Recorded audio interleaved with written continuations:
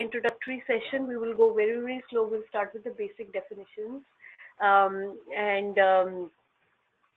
The idea behind today's session is to acclimatize you to the terminology. So the whole objective of next 4 weeks is going to be to ensure that you have the right material, not only for just what you're going to learn in class, but introduce you to the business analyst and whatever overlaps you have with the project management team and with the technology rules like QA and testing. So a little bit all of that we cover in today's class. We start with the basic definitions of project, business analysis, solution, domain, requirement. Then we differentiate between business requirements, functional requirements, and non-functional requirements. So these 3 steps here, these are the foundational elements for today's class. So we will go through some samples and we will ensure that you completely understand the difference between these 3 before we move to the next topic. Okay, so this is the first set of slides. First, initially, we are going to start with the definition of a project. So this is sort of like a PMI definition, which is Project Management Institute. The definition has been picked up from there. So project is considered a temporary endeavor undertaken to create a unique product or service. A project must be time bound. So when we talk about projects, when we talk about information technology or technology projects, they are unique projects in the sense they have a clear beginning and they have a clear end. So we differentiate between project and operations, technology project versus operations. Operations is business as usual. You have a run book and you have a certain set of procedures that are followed. Those people are operations staff, where a business has been or a project has been put into production, like sort of an assembly line, and then you have to do certain type of maintenance work to keep the lights running, so to speak, right? To keep the business running, to keep the business going. Those folks are operations folks. That's not our role. Our role is before the project goes, before an initiative, obviously starting from the budgeting cycle, the approval cycle, and then the implementation and the delivery. That's what we are involved with as technologists, as technology business analysts, or when we talk about project management, when we talk about project in general in the IT domain. It is about creating something new, a unique product or a service. So you could say, well, is constructing a building a project? Yes, it is a project. There could be a repeatable element to how an architect is designing buildings and how the construction crew is doing the construction. Maybe there are many components that can be repeated over time to gain efficiency and productivity. But still it is considered a unique project because some variables will be different. The environmental factors will be different, the soil will be different, maybe the climate is different, resources could be different, many different constraints could be there. So a project, when we say that there is an element of repeatability, but there are also some unique factors specific to each job site, each project site, then it becomes a project. And then those inherently carry risks. So that's our next slide here, the PMI definition of a project management. This is the definition we just went over. But this slide, I know it's very, very busy, what I want you to understand from here is when we are doing a project, we are saying we are creating a unique product, we are creating a unique service or a result. It could be an outcome, it could be a report, it could be a research report, it could be just anything which is something unique. It could be a document. It doesn't have to be an IT project. Many projects that a business analyst is involved in necessarily does not result into a technology solution. It could be just a report or a document that you have compiled. But it is still considered a project from your point of view. So a strategic opportunity or an operational improvement or a need for change may prompt a new project. When do you get a new project? Because so it's like a chicken and egg situation. We don't know what kicks into what, right? Because you may have a need for a change or a need for improvement. You may have a legacy process. You may have something that the users are doing manually. Now they want to improve it. Why? Because they want to generate more revenue, or they want to fix the bugs, some issues, some improvement opportunity has been identified. That kickstarts a new project, that a new enhancement has been identified. So even when we say that we are technologists and we will be going on a brand new project, well, in some shape or form, a manual process already exists. And we as technologists are going in to automate to bring in efficiency to that process, right? So it's a strategic opportunity we find, or a need for improvement, need for change, need for enhancement, and that kicks off a project. Once that project is kicked off, you are involved, you are building either a new solution, or you are enhancing or improving or modifying an existing solution. And if you are building a service, maybe you are doing some logistics work, some production support work. That's also okay. You could be involved in a research project, a survey, trend analysis. It could be anything. It could, if it's an analysis project, it just doesn't necessarily have to end in some type of IT code, right? But it could still be a project. Now, once this solution is handed over to the operations team, then it becomes a business as usual. So there is a handover clearly happening from the IT team to the operations team. Okay, that handover, then it is the BAU. So then there is some production support team that is running the business, that is handling user requests and calls and whatever it takes to get the operations going, operations process running on a daily basis. Those staff members are different from the project team.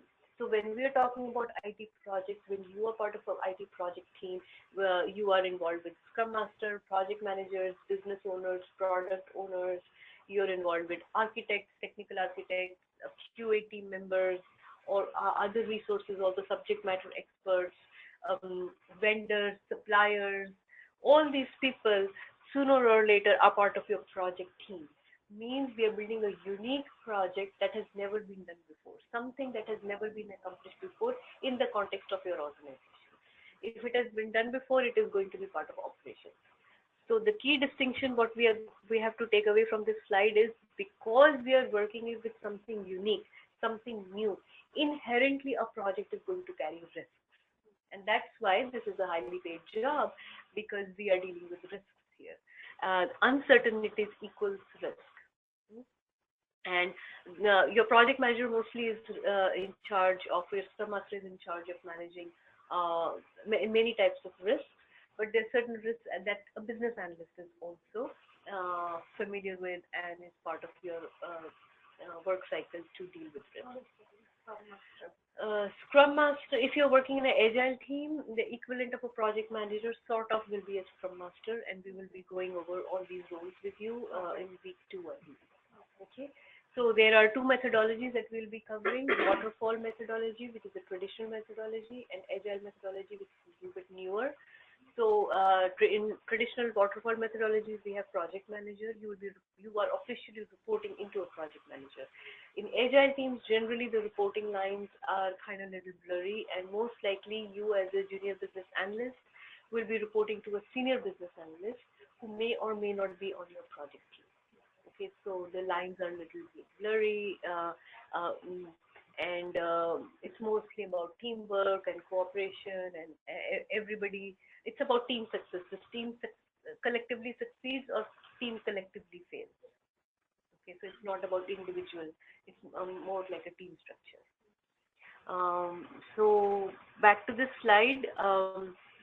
What we're taking away is that according to PMI, a project is a temporary, unique endeavor which has a beginning and an end. And because this is a unique activity, this is not routine work. Routine work is handled by operations team, which is the ongoing work to sustain the business function. So we are not part of the operations team, we are part of the technology project team. Okay. Any questions so far? Okay. Next we move ahead. Now we as business analysts, what are we doing? Business analysis is a set of tasks and techniques used to work as a liaison among stakeholders in order to understand the structure, policies, and operations of an organization. Okay, so these are standard definitions just for you to have them handy. Many common techniques are there for a business analyst. This slide is just showing you a few of them. And what I've done is that there is a document here that you will be getting as part of your package. Where do I have that? Babok guide you will be getting. I want to show you that PDF. Sorry, my material is all over.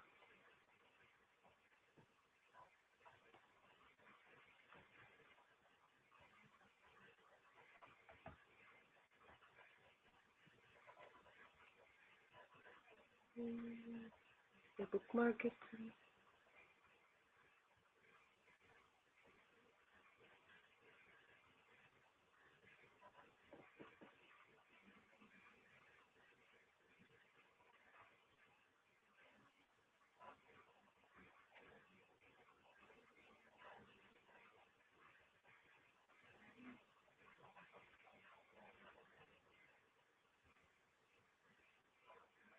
I have a quick question. How Yes, are these positions? Do they usually require that you work in in a Windows operating system, or how common is it for people to work with a Mac? It's a good question. It really depends on the organization. Most of the places, my background is in finance, so most of the places that I worked in the finance industry, we are used to working with Windows. But if we are it depends on the industry. In startup organizations, Mac is very popular, or maybe certain biotechnology firms may be using Mac. But regardless, majority of the tools that are on the market are compatible across all the platforms. So that shouldn't be a concern, especially now with the cloud environment. It doesn't even really matter what your underlying platform is. Majority of these tools are working in the cloud anyway. So they are technology agnostic completely. Yeah, I'm just a Mac person, and it's my brain just doesn't operate on a Windows system. So I'm just that just occurred to me. Totally fine. Yeah. You are from the new generation. You'll be fine. Yeah, I'm the old person in the new generation. Yeah. The new mindset. Yes. You'll be fine. Don't worry about it. Yeah. These days we used to be first have everything was Windows based. Then the tools became a little bit more versatile. We had the online versions. Now we have cloud versions. Nobody is even talking about anything else. The free open source software and cloud, those are the only two things people are asking for. What can I get for free, first of all? Freebies everywhere, which is the open source version of this tool.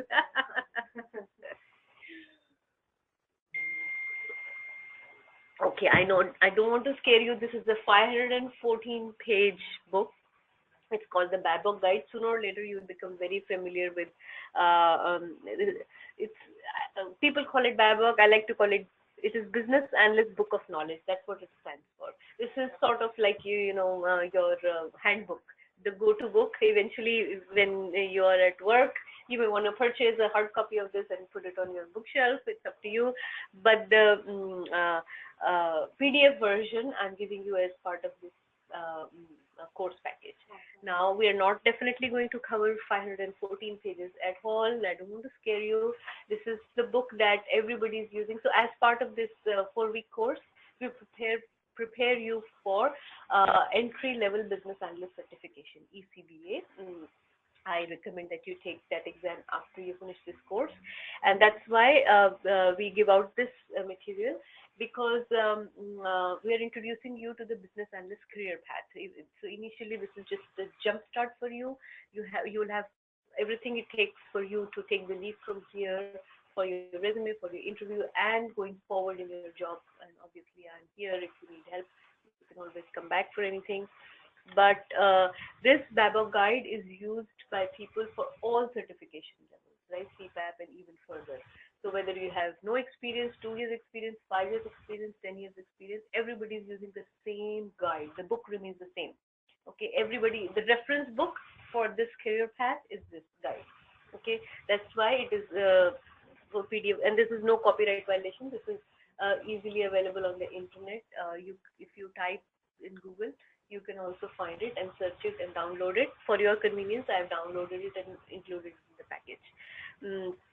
So here the only piece we will actually be focusing on, there is a module called techniques, and there are how many techniques here? About 50 techniques for a business analyst, and this is the slide I was showing you here. As a business analyst, there are some common techniques that the most common ones we will be covering in the class. You will have a good idea of the ones that generally at your level you should be using. Then, if for some reason in a job description, sometimes you will see words that you're not familiar with. First thing, come back and quickly check, does it exist in Babok Guide? Are they using standard terminology?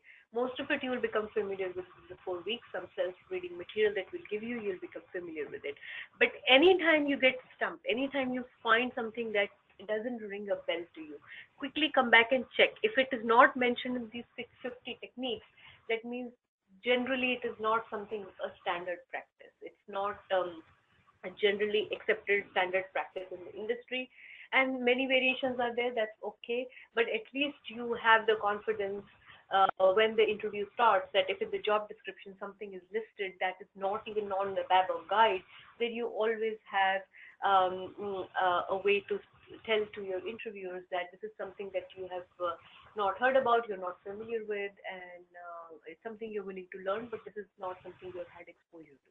So at least you know there is a reference point where to begin, where to end, and these techniques are all listed here. I really like the way in let's say data dictionary, just any example, in just a few pages you can get a summary of what Babok Guide is talking about for data dictionary, like a summary view, a high level view. Usually examples are not there. That's what the training is about. When we cover certain techniques, we'll also be covering few examples, samples and templates you will be getting.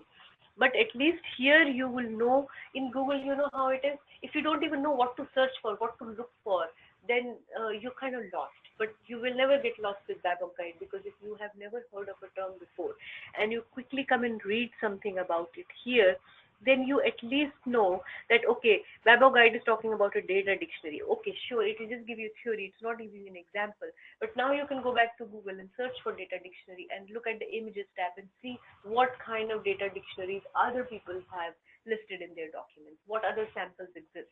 At least you have a starting point to search for certain examples. If you need something, don't reinvent the wheel, don't feel lost. We have so many resources these days available for us to educate ourselves. The technique remains the same, but the implementation of how people are using the technique varies. And that's what comes with experience, right? Somebody is doing something differently. And that's why when somebody is trying to hire you, they're not hiring you right from school, because that's the difference between somebody who has experience versus somebody who doesn't. Because if data dictionary is just a theoretical concept for someone versus somebody who has experience, then you have maybe had an opportunity to work with a data dictionary in real life and see how data dictionary is applied to your own project, something like that. Okay, so I'm just digressing here to show you that this document is included in your package. Sooner or later we'll come back and reference this document on and off. We don't expect you to read through the entire document at all, not for 514 pages. There's a small summary of it, which is a 30-page extract of Babok Guide, which also I have somewhere, which I think will be sufficient for you to for the ECB exam. So we don't have to go through this, but that 30-page summary, it's called core standards. That also I have in one of these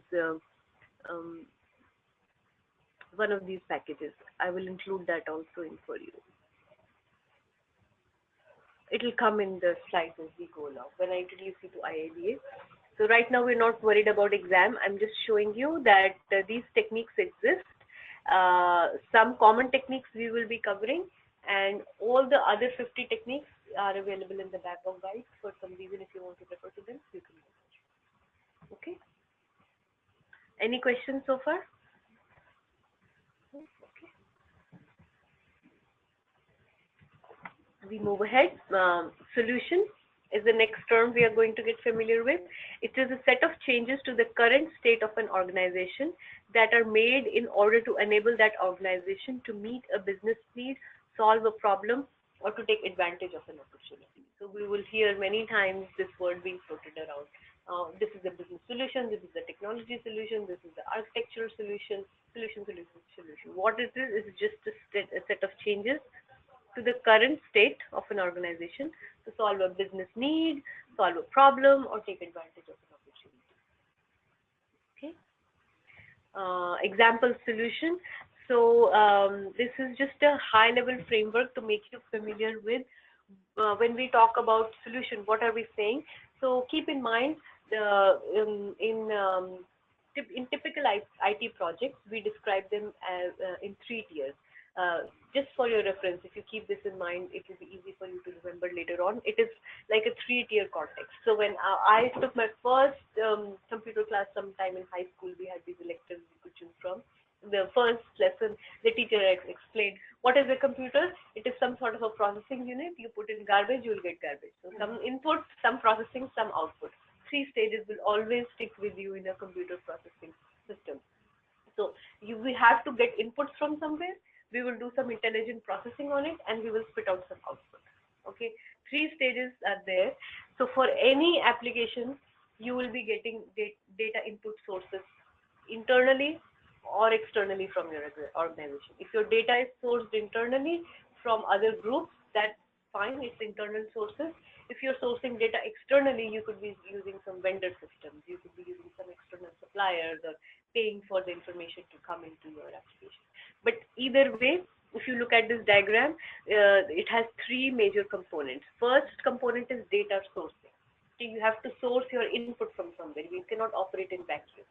Your input could be client data, or it could be, here a client could be internal client or an external client, right? Internal subsystem somewhere or external sources. So first you will be absorbing your data from somewhere. Next you will be doing some type of calculation internally. And this is where the heart of the application comes, business rules engine. This is where you as business analysts have a vital role to play, because once the data has been captured, you are adding some value to that data. You are polishing that data, you're massaging that data, you're putting some business rules around that data, some calculation, some functionality your application is providing. That's why it's called a business rules engine. It's the heart of the processing. Some type of reporting you will be doing on top of it. So once you process the information, then you will be generating some reports. Some automation is happening, and then reports are being generated. It could be PDF reports, HTML reports, XML reports. This is all little bit technical, but then your technology team will be implementing these reports. You will only be working with your users to specify the types of outputs and the format what the report should have, the content the report should have, the type of data it should have. The implementation details are the responsibility of the technology team. So either it could be, these are various formats in which the reports are being generated. Finally, so this is the input part, this is the processing part, and this is the output part, which is your reports. Output could also be that, the concept is upstream and then downstream. So you are getting your data from somewhere upstream, you're doing some processing, and now you have to feed it to somewhere else also, right? So if your application is pushing data out, downstream applications are consumers of your information, then you will also be doing some submissions to some outlets, either internal to your organization or external to your organization. So fundamentally, this is what a high level, every application will have these fundamental building blocks. Where you sit in the food chain, that will depend on your project. But high level, that is what we are trying to do. Every project has this 3-tier structure sort of.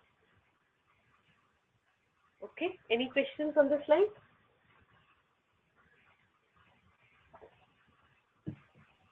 Okay, we move ahead then.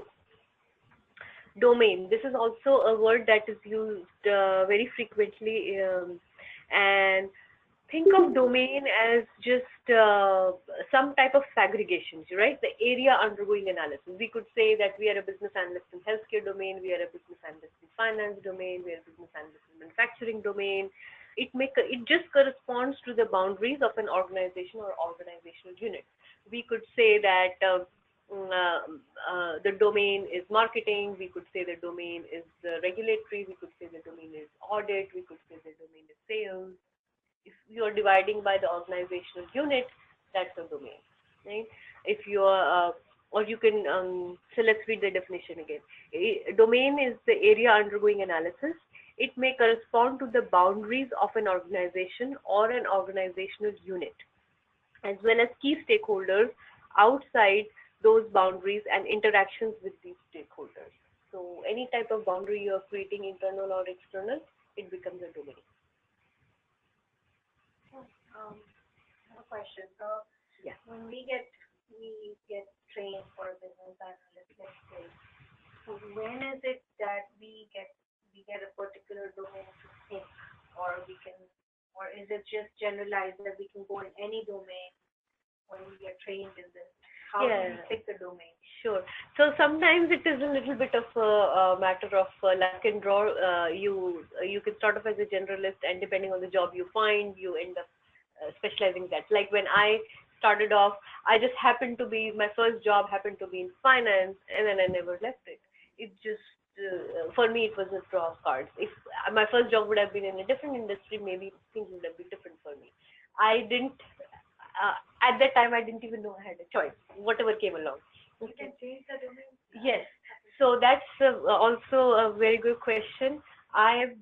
Many people have asked that question in the previous batches also, and my answer is that initially when you are operating as a junior business analyst with 2 years, 3 years, 5 years experience, even 6 years, 7 years, you have the flexibility to move around and choose. In fact, these days it is a sales pitch that you have experience in many different backgrounds, and you have first of all, it shows to your interviewers that you're flexible. You can adapt to new environment also, right? And then people want fresh perspective also sometimes. You know, how other industries could be handling this problem, or what tools other people are using, what could be done differently. Some teams have that mindset, and that's great. But some teams have the mindset of, oh, we want somebody with 10 years experience who sort of like they're looking for a subject matter expert, a specialist. So there's a generalist and a specialist, so depending on what you're applying to. So when you move into a senior business analyst role, when you have been in an industry for 10 years, 15 years, 15 plus years, then you're sort of married. Now if I want to move out of finance, I'm not going to get an opportunity easily at all. It is what it is. This is what my baggage is. This is where my background is. I chose to be in this industry for so long, and now if I try to move to, let's say, in New Jersey, I say, oh, healthcare is very popular, so I try to move. Well, healthcare industry absolutely doesn't care about my experience. They'll probably consider me, whatever. They will not hire me as an entry-level person or a junior person because I have wealth of experience. And for the senior position, they think I will not be very well qualified. They won't be willing to pay me that kind of money because other people with this experience are available. So it becomes then a catch-22 situation. It's not to say that it's a prejudice or you always find good opportunities. It's a little harder. You have to look more or be patient with your process a little bit. But it is some of it is your preference, some of it is market driven, some of it is different dynamics, what is popular in the market, which tools are coming in. If you choose to specialize in a tool, let's say Salesforce or something like that, then depending on where the headwind is, you can go along with that. Or if you choose to become a subject matter expert, those things I think start becoming a bottleneck if you have more than 10 years experience in an industry. Then people feel that you kind of don't fit. Then you have to stick with your industry. But initially you can move around. It may even look good that you're trying different avenues and you haven't kind of made up your mind yet which industry you want to be part of. You've tried biotech, you've tried, let's say, finance, and now manufacturing, and then maybe you think that you're kind of settling down. It could be both your preference and it could also be market-driven. Every case is unique. Everybody's journey is unique. But doesn't it mean that, like, let's say if you, as a business analyst, if I pick a particular domain, let's see, the project might end in a while, you know, it's like, let's say if it was a 6-month or a 7-month project or 8-month project, then to stick or to stay in that company is not necessary because the project is over. So it could be that I could not get the same domain in the other company. Yes. So That's it can why. be short-lived. Yes, it should be short-lived. That's why it depends on the market requirement sometimes. So even though you really like healthcare, but just the timing of your project is in such a fashion that when your project is ending, nothing else is available in that domain, or you couldn't find anything, and then you just had to take the opportunity whichever was available. So a couple of times you may have to make that kind of jump, but sooner or later a pattern will start developing both in your resume and in your personal preference also. And then it is better for you to actually look for a job while you are working. It is a little bit of a myth that when my project is ending, towards the end I'll start looking for next project. While you are happily, actively engaged and employed, keep looking for the next opportunity. That way, first of all, you have the upper hand. You can appear for multiple interviews and then pick and choose. Only, first of all, you have negotiating power. You already have a job, you have an hourly rate that you can negotiate, and more importantly, you can negotiate the terms of the project, whether it is a BAU project, whether it is production support. Maybe we will go over all the types of 6 types of business analyst roles in our training class when we cover the IIBA and the resume interview section. You have more negotiation power while you are actively employed. It is a lot of effort. Yeah, I know after full day's worth of work, who wants to, go ahead and submit in the resume or take recruiter's calls. It's a little bit overwhelming to juggle everything. But if you put in that effort, the rewards are well worth that effort. Because then you have, you can pick and choose. Well, I'm kind of not very comfortable with the way the project was projected to me, or once you start the interviewing process, you can get to know more about the project, and if you have a couple of offers to choose from, then you can decide. And you can, as much as the interviewer can reject you as a candidate, similarly you as a candidate can reject the company saying that, this is probably not what you're looking, but maybe not be a best fit for you, not the ideal fit for you. What suits your career goals, what suits your long-term goals, what opportunities come really depend on how much effort you put in.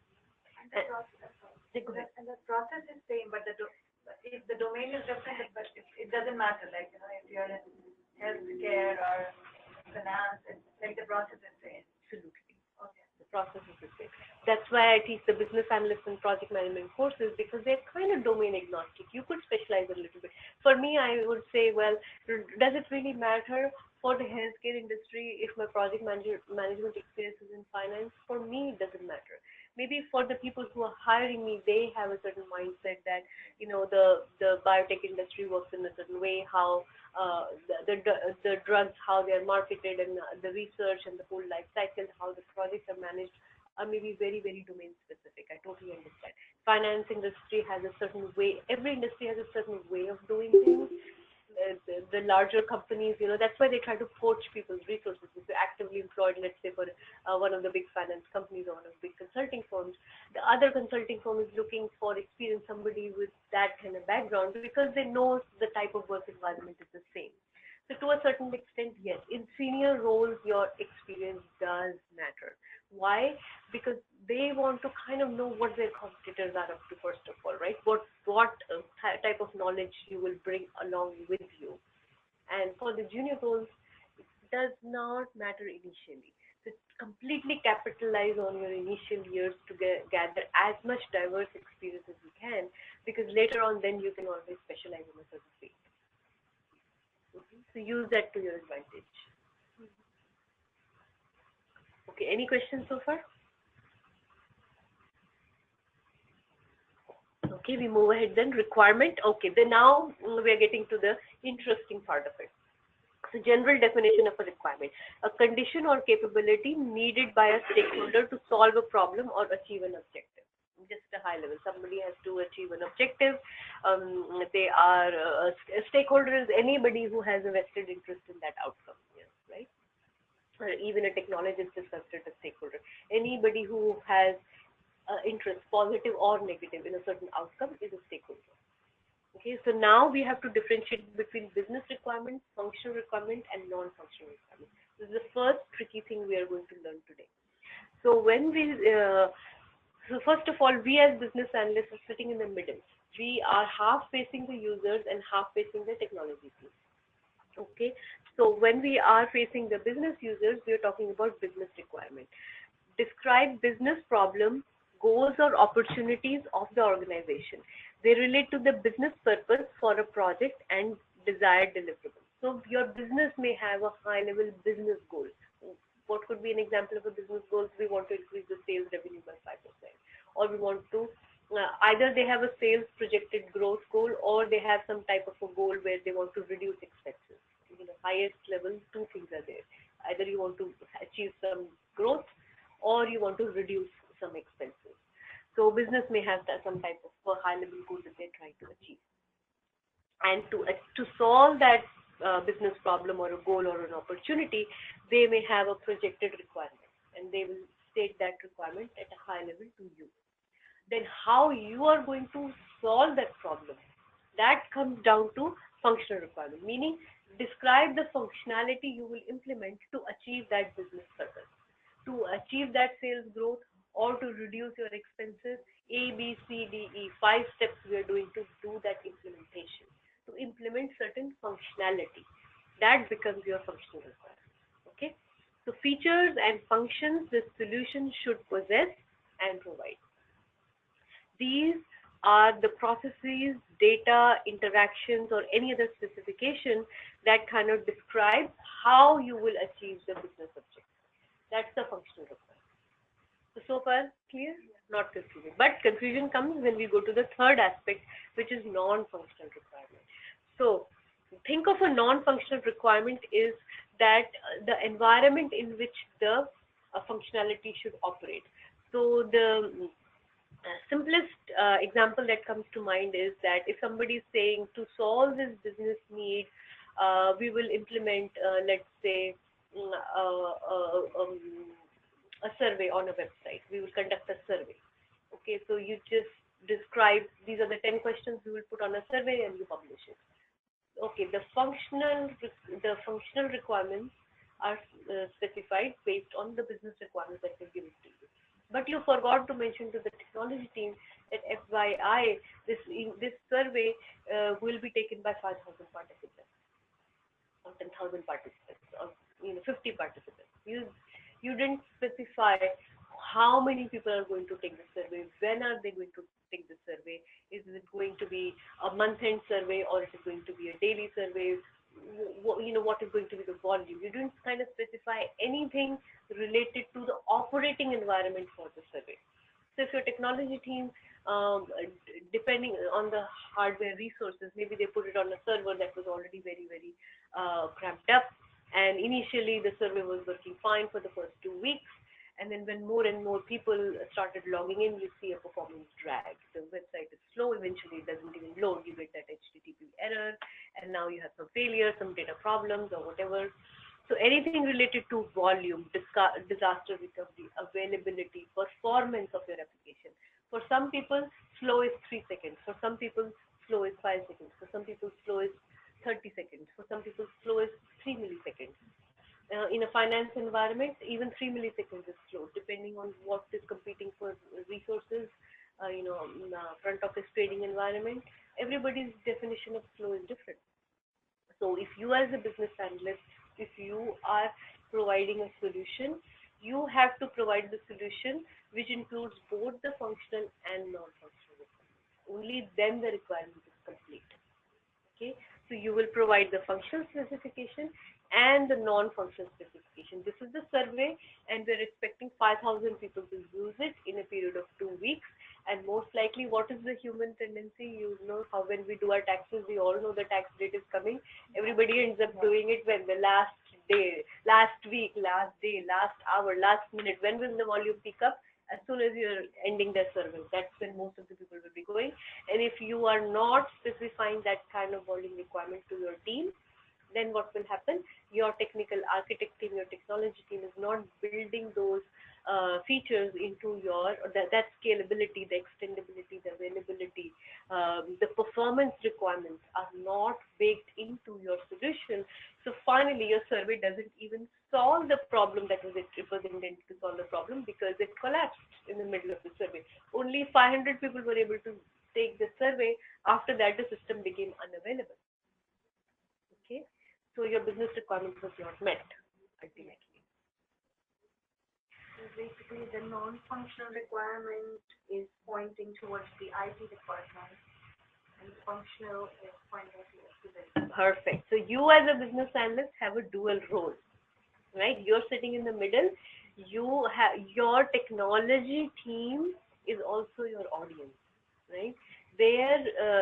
Your technologists are looking to you to provide them the requirements for the operating conditions for the solution. And obviously your business is looking for a functional solution. Your technology team is initially very much they're interested in the functional solution. Obviously they have to implement it, but they're also very interested in the non-functional aspects of the requirement, because believe it or not, there is a hierarchy in the development side also, right? There's a development lead, there's a technical architect, there is solution architect, and then eventually the development team, developers are involved. Initially the system has to be designed. See, we discussed in our demo session, right? Software development lifecycle, analysis, design, then implementation, then testing, then deployment. So during analysis, some needs assessment, some approvals are done, analysis is done, then design has to come. When we are designing, first question they will ask you is initially the operating condition, non-functional requirement. The design has to be depending, a lot of the design depends on non-functional requirements. So your technical architect team, your solution team, they will initially ask you questions about non-functional requirements. Obviously, then functional requirements will be implemented by the developers, and then we go back. Okay. So your audience is both the groups. Okay. Any questions so far? So we will cover, I think, a small example here. Some examples of business requirements, functional requirements, and non-functional requirements, right? So business requirements could be something like increase repeat orders from customers by 5% in the next 2 quarters. Increase online product sales profit margin averages by approximately 5%. Reduce incorrectly processed orders by 25% by next fiscal year. High-level business wants to achieve something. Okay. Then functionally, how are we going to achieve it? They are not kind of lined up one by one. They are just random examples. So functionally, we say that the software shall display an option to add a participant. Users shall be able to set up recurring transfer of funds via website. The system shall allow users to view details of filled orders. The product shall issue an alert when report transmission fails. So some functionality that the system is going to perform. What are the examples of non-functional requirements? The system must allow up to 100 concurrent users. What concurrency means is that if 100 users are logged in at the same time and accessing the same resource, they should be all be able to function together. And nobody should block each other. So it is some applications may require concurrency, some may not require concurrency, but your technical design will be based on these requirements that you specify. Okay, the system must be made available to users in all regions based upon their local business hours of operation. If your application is global, depending on which region your users are operating in.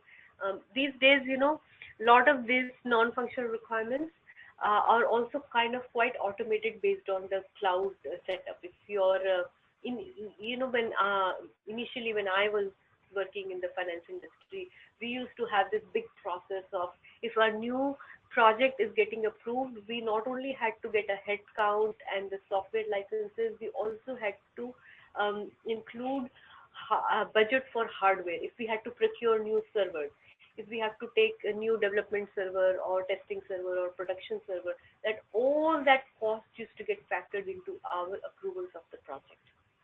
These days, even large corporations are going for cloud-based services. So it is like a pay-as-you-go model. You can start small, but as your application scales, as your user base increases, automatically those hardware resources are made available, and you don't have to initially plan for it. Like when we had in-house data centers, then that entire huge server, if we have purchased based on our project budget, then that server is actually sort of sitting dead till our volume reaches a certain critical point where we are making maximum utilization of that hardware. Till then, it is a poorly utilized resource. That problem now has been taken care of by cloud. It is sort of like pay-as-you-go model, depending on how your application. But that doesn't mean that these requirements are any less important. You still have to specify the scalability. You still have to specify these different geographic regions are there. In these different geographic regions, potentially, X number of users, and then those will be factored into the cloud calculation. Like on these websites like Macy's and all those things, the region thing, what you're talking about, the second tab is the system will be available to users in all regions based. So is that where all these websites work? Websites, or it could be even websites are for external customers. You can have an in-house application which is internal to your department. No external users are hitting them. But even so there's a difference between intranet and internet. Internet is for your external clients. Intranet mostly is for users within your organization. But even intranet-based applications may have their usage requirements, may have their regions, the geographic regions, or same considerations are there. Yes, that's correct. Okay, and another example of non-functional requirement is all sales data pertaining to Salesforce forecast reports must be backed up at least once a day.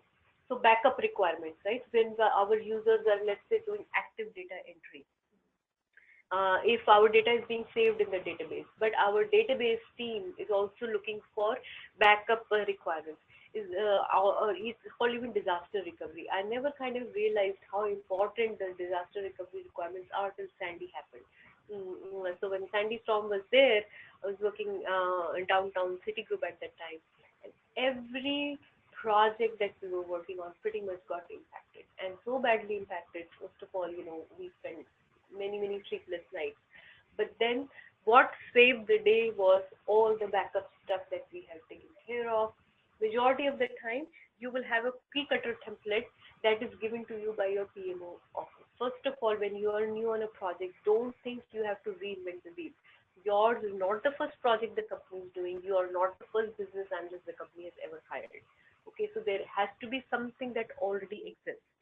At the program level, at the project level, individually for your department or your organization, some protocol somebody is following, correct? You are not the first team who is implementing a database. You are not the first team that is implementing a forecast. Something already exists. So first question you have to ask is, what already exists? Is there a template that I need to follow?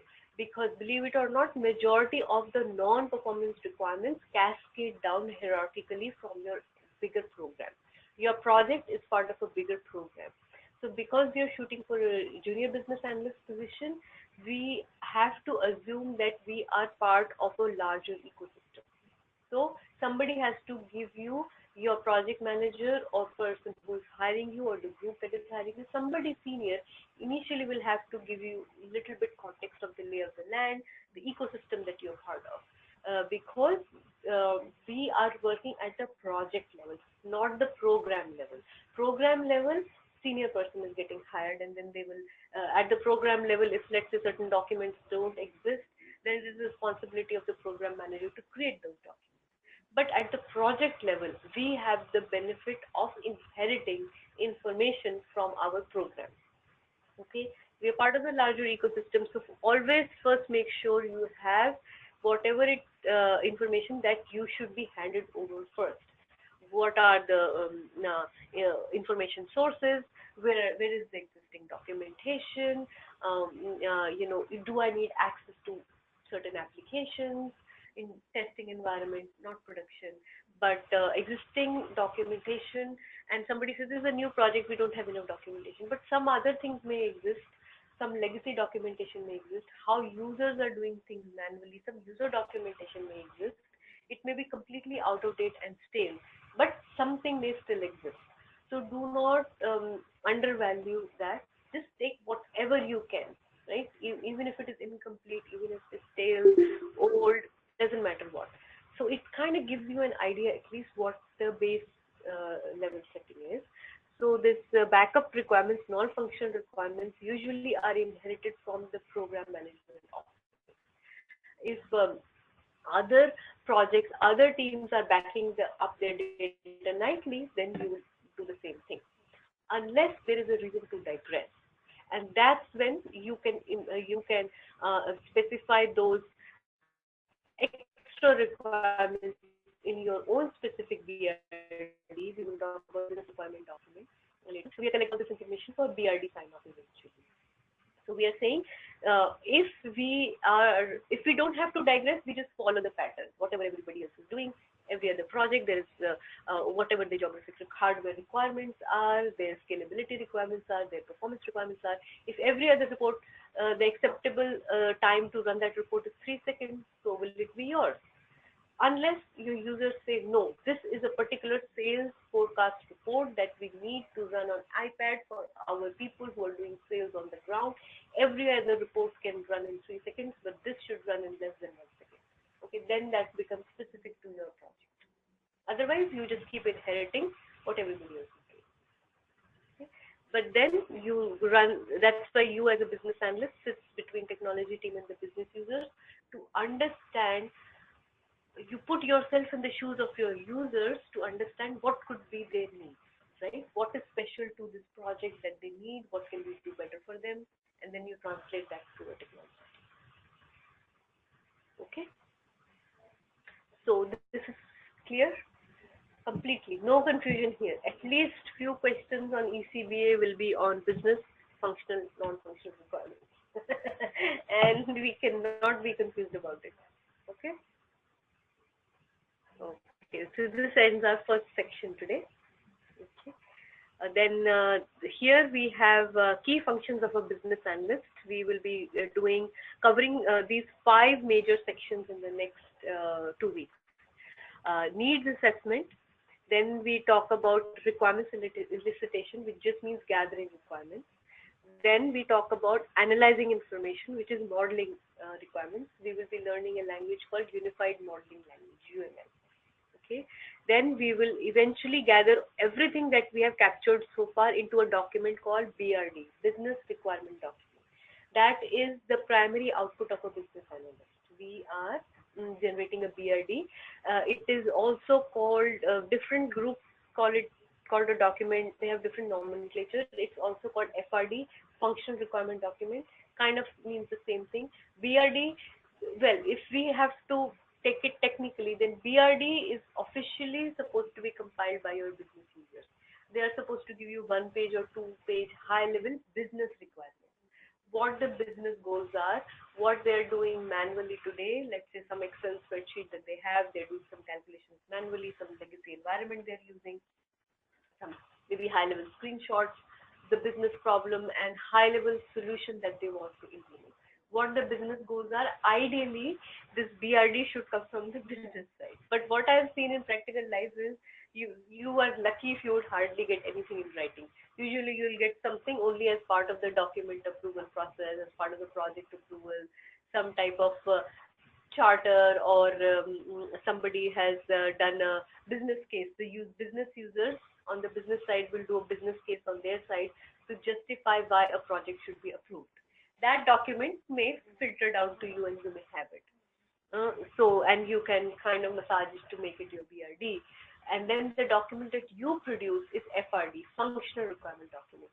Because we said that we as business analysts take the business requirement and then convert them into functional requirements. Functional requirements are step-by-step implementation of how we are planning to implement the business goals.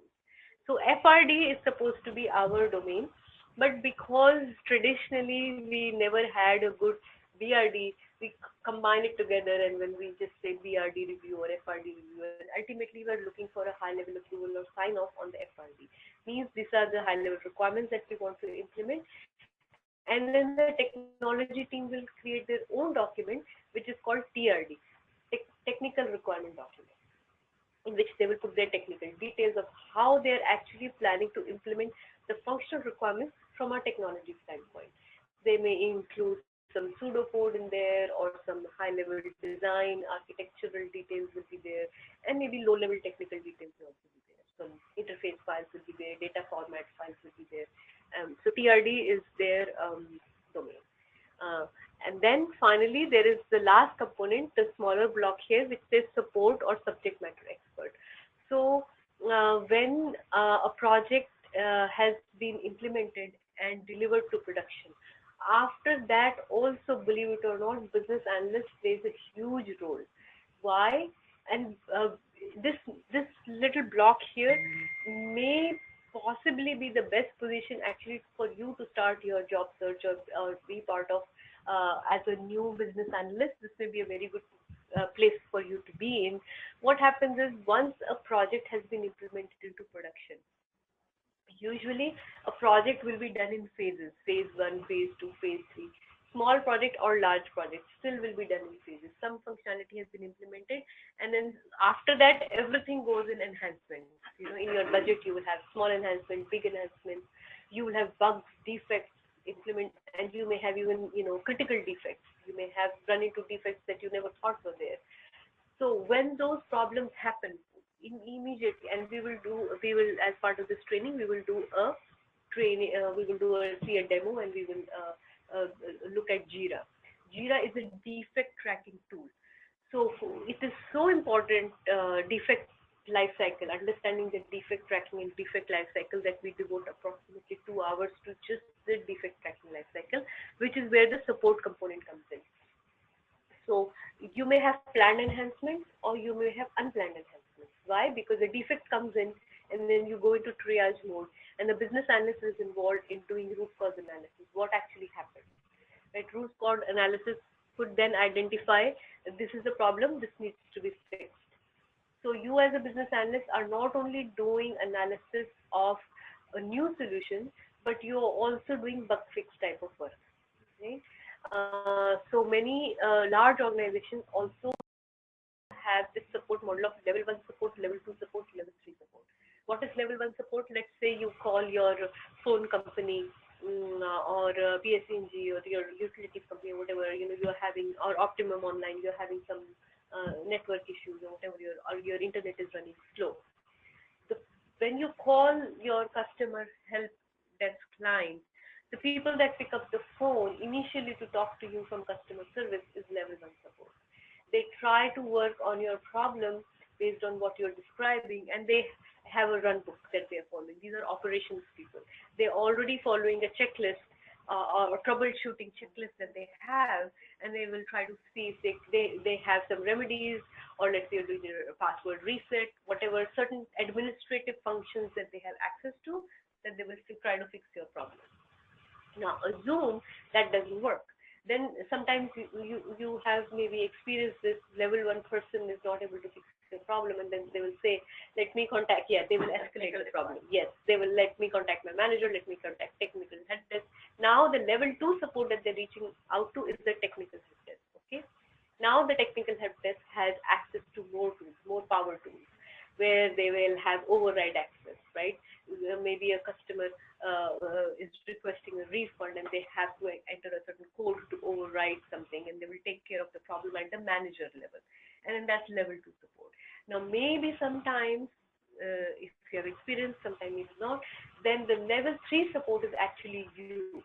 That they are coming, and sometimes when you take up a support job, operations support role, they will specify in the job description that you may have to work over the weekends, or take support calls overnight, or whatever you may have given a company beeper or a pager, whatever. If you get paged, if you are on level 3 support in a technology organization in a support role, you will have, those pager things beeping off in the middle of the night or whatever. Just like in a hospital, if a doctor group is on call, they get paged if there's a medical emergency in the operation or something.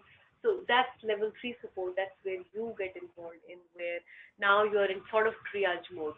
So even though ultimately it may still be an override, it may be still an administrative function that is being used, but then why you are on the call is to figure out why did we even reach this point. Root cause analysis ultimately you have to do. So that either you will get that recorded call, you will always get that message, right? That sometimes when you call customer service, this message may be recorded for customer quality purpose or whatever. That is the purpose. That eventually, if the call does get escalated to level 3 support, then deep analysis is done on that, right? Why did we get to this point? Something must be broken, because typically how companies operate is they try to. There's a saying, right? The stitch in time saves 9. So I've learned this from my finance industry experience. Also, I worked for a group called fund controllers. They're like accountants. They are CPAs, accountants by profession. These people, when we were doing balance sheet substantiation for them, they were sticklers about little pennies here and there. Okay, so the balance sheet has to balance. Balance means 0.00. Your entries and every override that was eaten up, every little penny, they were like totally freaked out about it. So one day I actually went and asked one of my users that, what is it, we have 2 penny difference here, 5 penny difference here, we can easily apply these overrides and then we move ahead. Why do we have to just escalate every little thing and this follows this life cycle? And I mean, isn't this an overkill? Why are we trying to do it? And then one day this user sat down with me and said, let me explain to you, Ruchi, why from our point of view, even these penny differences, from your point of view, from a technology point of view, it doesn't really matter. End of the day, what? $5 total, it's not even adding up to that. It's not about that. It's about that these differences are actually possibly hinting or pointing to a larger problem that is hiding somewhere in the background. So instead of waiting for this to become a $500 difference somewhere, or eventually this bug to creep up somewhere in a very ugly fashion for a large amount, we want this to be a symptom. So this is, every of these differences is a symptom to a larger problem. That's what a business analyst does. When you get those level 3 calls, when you are in support mode, when you figure out that somewhere the logic is being breached, somewhere the logic is being bypassed, these cases are appearing as exceptions. So if they are appearing as exceptions, something is not working right.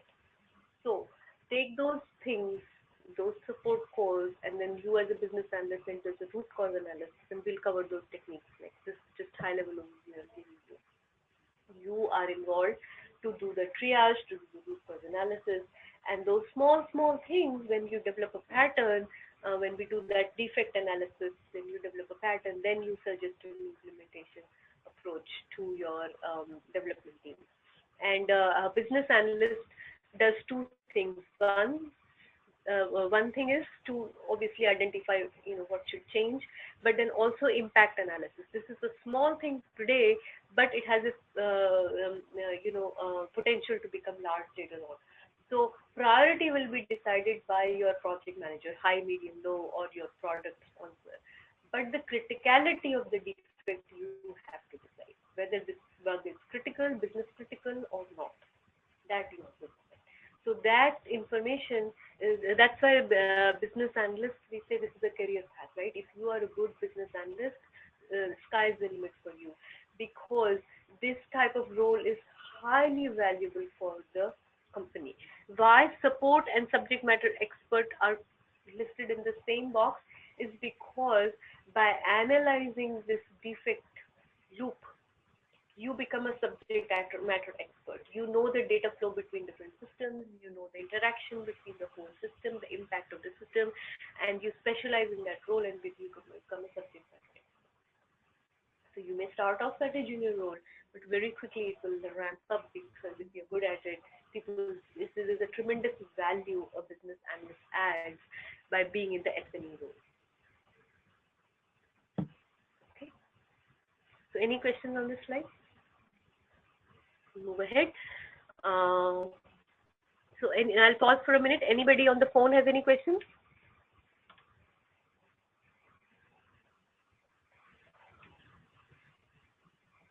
Okay. So now we will cover a topic called needs assessment.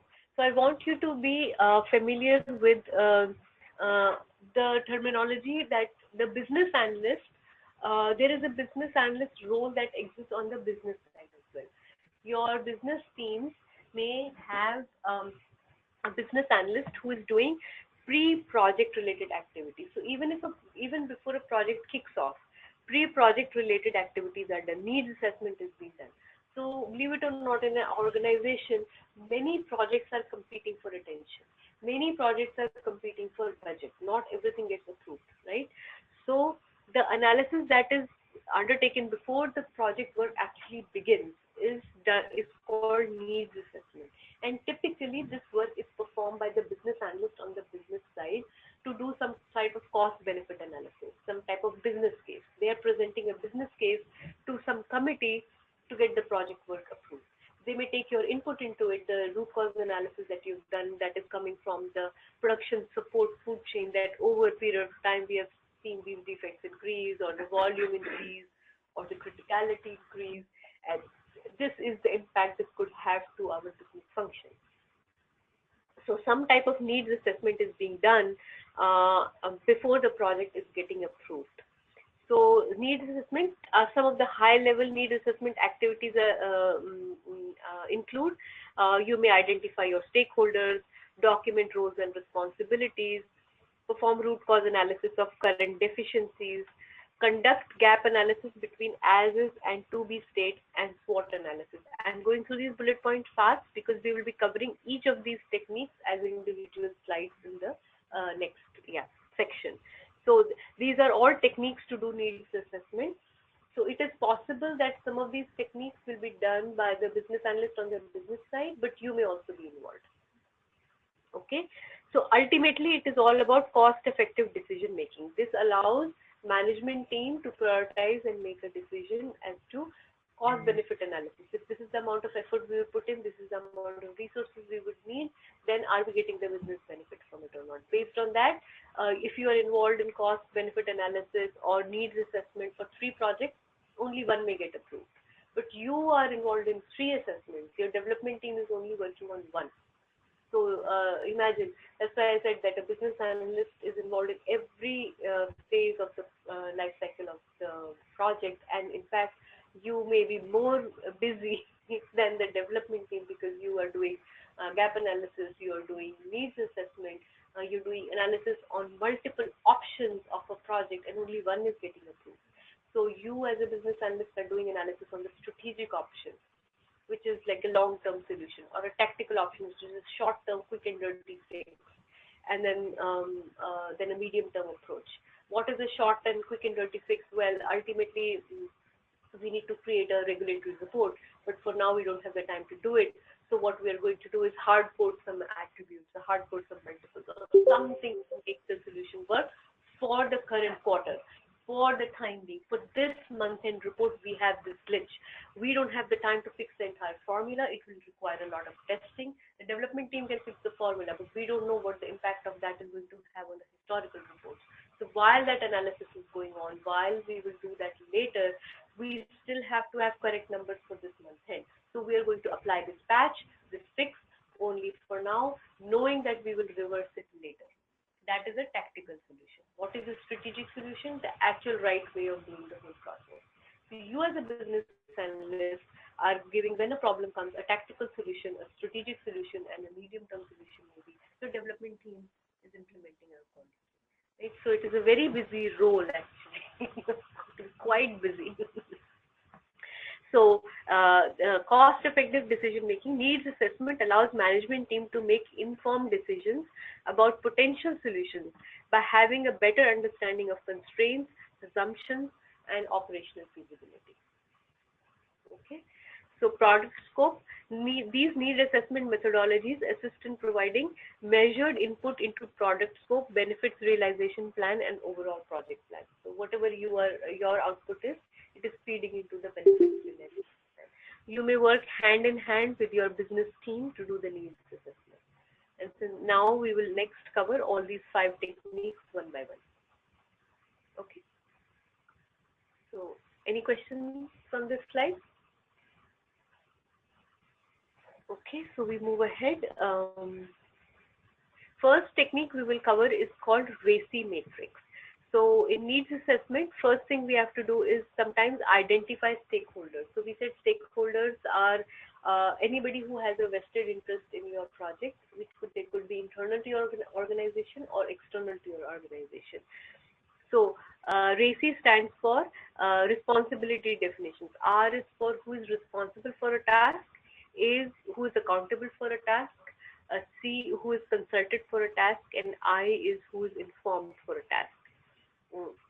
So when we talk about RACI, it could be a very, very small matrix. Means if you have a very small team, it would be a 2x3 grid or a 4x4 grid. Especially these days with Agile projects, we are seeing that people on the project team wear multiple hats. So if your developer right now is involved in certain code, writing some code on project A, the same developer may be multitasking and acting as a tester on project B. People are doing different roles. You as a business analyst on project A, you will usually have more than one project you're working on. You're always multitasking on different things. Maybe you have a primary assignment and then you have secondary small enhancement assignments, or you may have other roles that you're playing.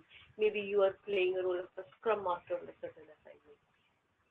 So what RACI matrix does is, if you have a team of 6 people, doesn't matter what their official titles or roles are. Agile teams, first of all, don't care about titles, they don't care about roles, they're only treating you as an individual and your skill set and what you bring to the table for this particular sprint, for this project, for this role, for this outcome, right? It's not about hierarchies at all.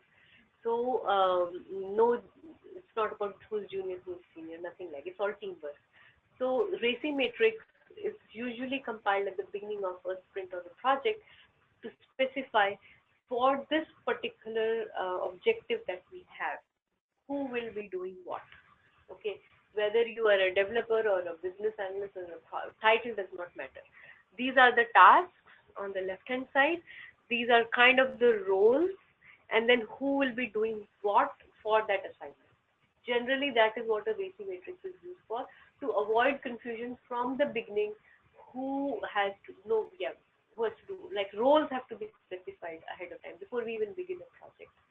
So stakeholder identification is conducted to identify which people are impacted by the project. Then RACI matrix is compiled.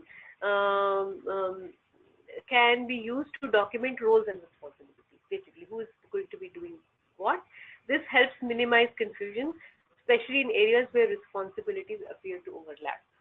Okay, usually your Scrum Master or your project manager will be involved in compiling it, but it is also possible for small projects. You can create a small RACI matrix yourself. So we will see some examples of this. Here, this is just a little diagram to show that, let's say these are the different phases of the project. These are the different roles people are involved in, and then who is responsible for performing that particular action, who is accountable. Accountable means who is approving that particular action, option, right? When a task is, let's say you are a business analyst, you compile the BRD, but then the BRD has to be approved. Different people may be responsible for approving that BRD. So there is, it's generally this practice is very common in most of the projects. This concept of a maker and a checker. One person is making a document, another person is checking the document. So something like this. In the terminology is different, the idea is the same. 2 people are involved, or 2, not only just people, 2 groups, 2 teams, 2 roles. It could be more than 1 people. But a person or a group that is responsible for actually conducting the activity, a person or a group that is responsible for approving that activity, right? So you have a BRD, now that has to be approved. Somebody else is approving. So maker and checker type of review. Then in that process, you may be consulting a wide variety of people. They are all consultants, like subject matter experts, efforts, you may be interviewing many people, input may be coming from a wide variety of sources. They are all classified as C. So we are people who are consulting. And then there is a group of people who are just for information purposes, FYI type of people, that this work has been done, but certain stakeholders have to be informed that this enhancement is going in. They are not directly involved in, or they don't have a say input into your process, but they are sort of consumers of your information, or they are getting impacted by this process. So that is generally the nomenclature for RACI. Responsible, accountable, consulted, informed. Okay. But this is created by the senior or the project manager.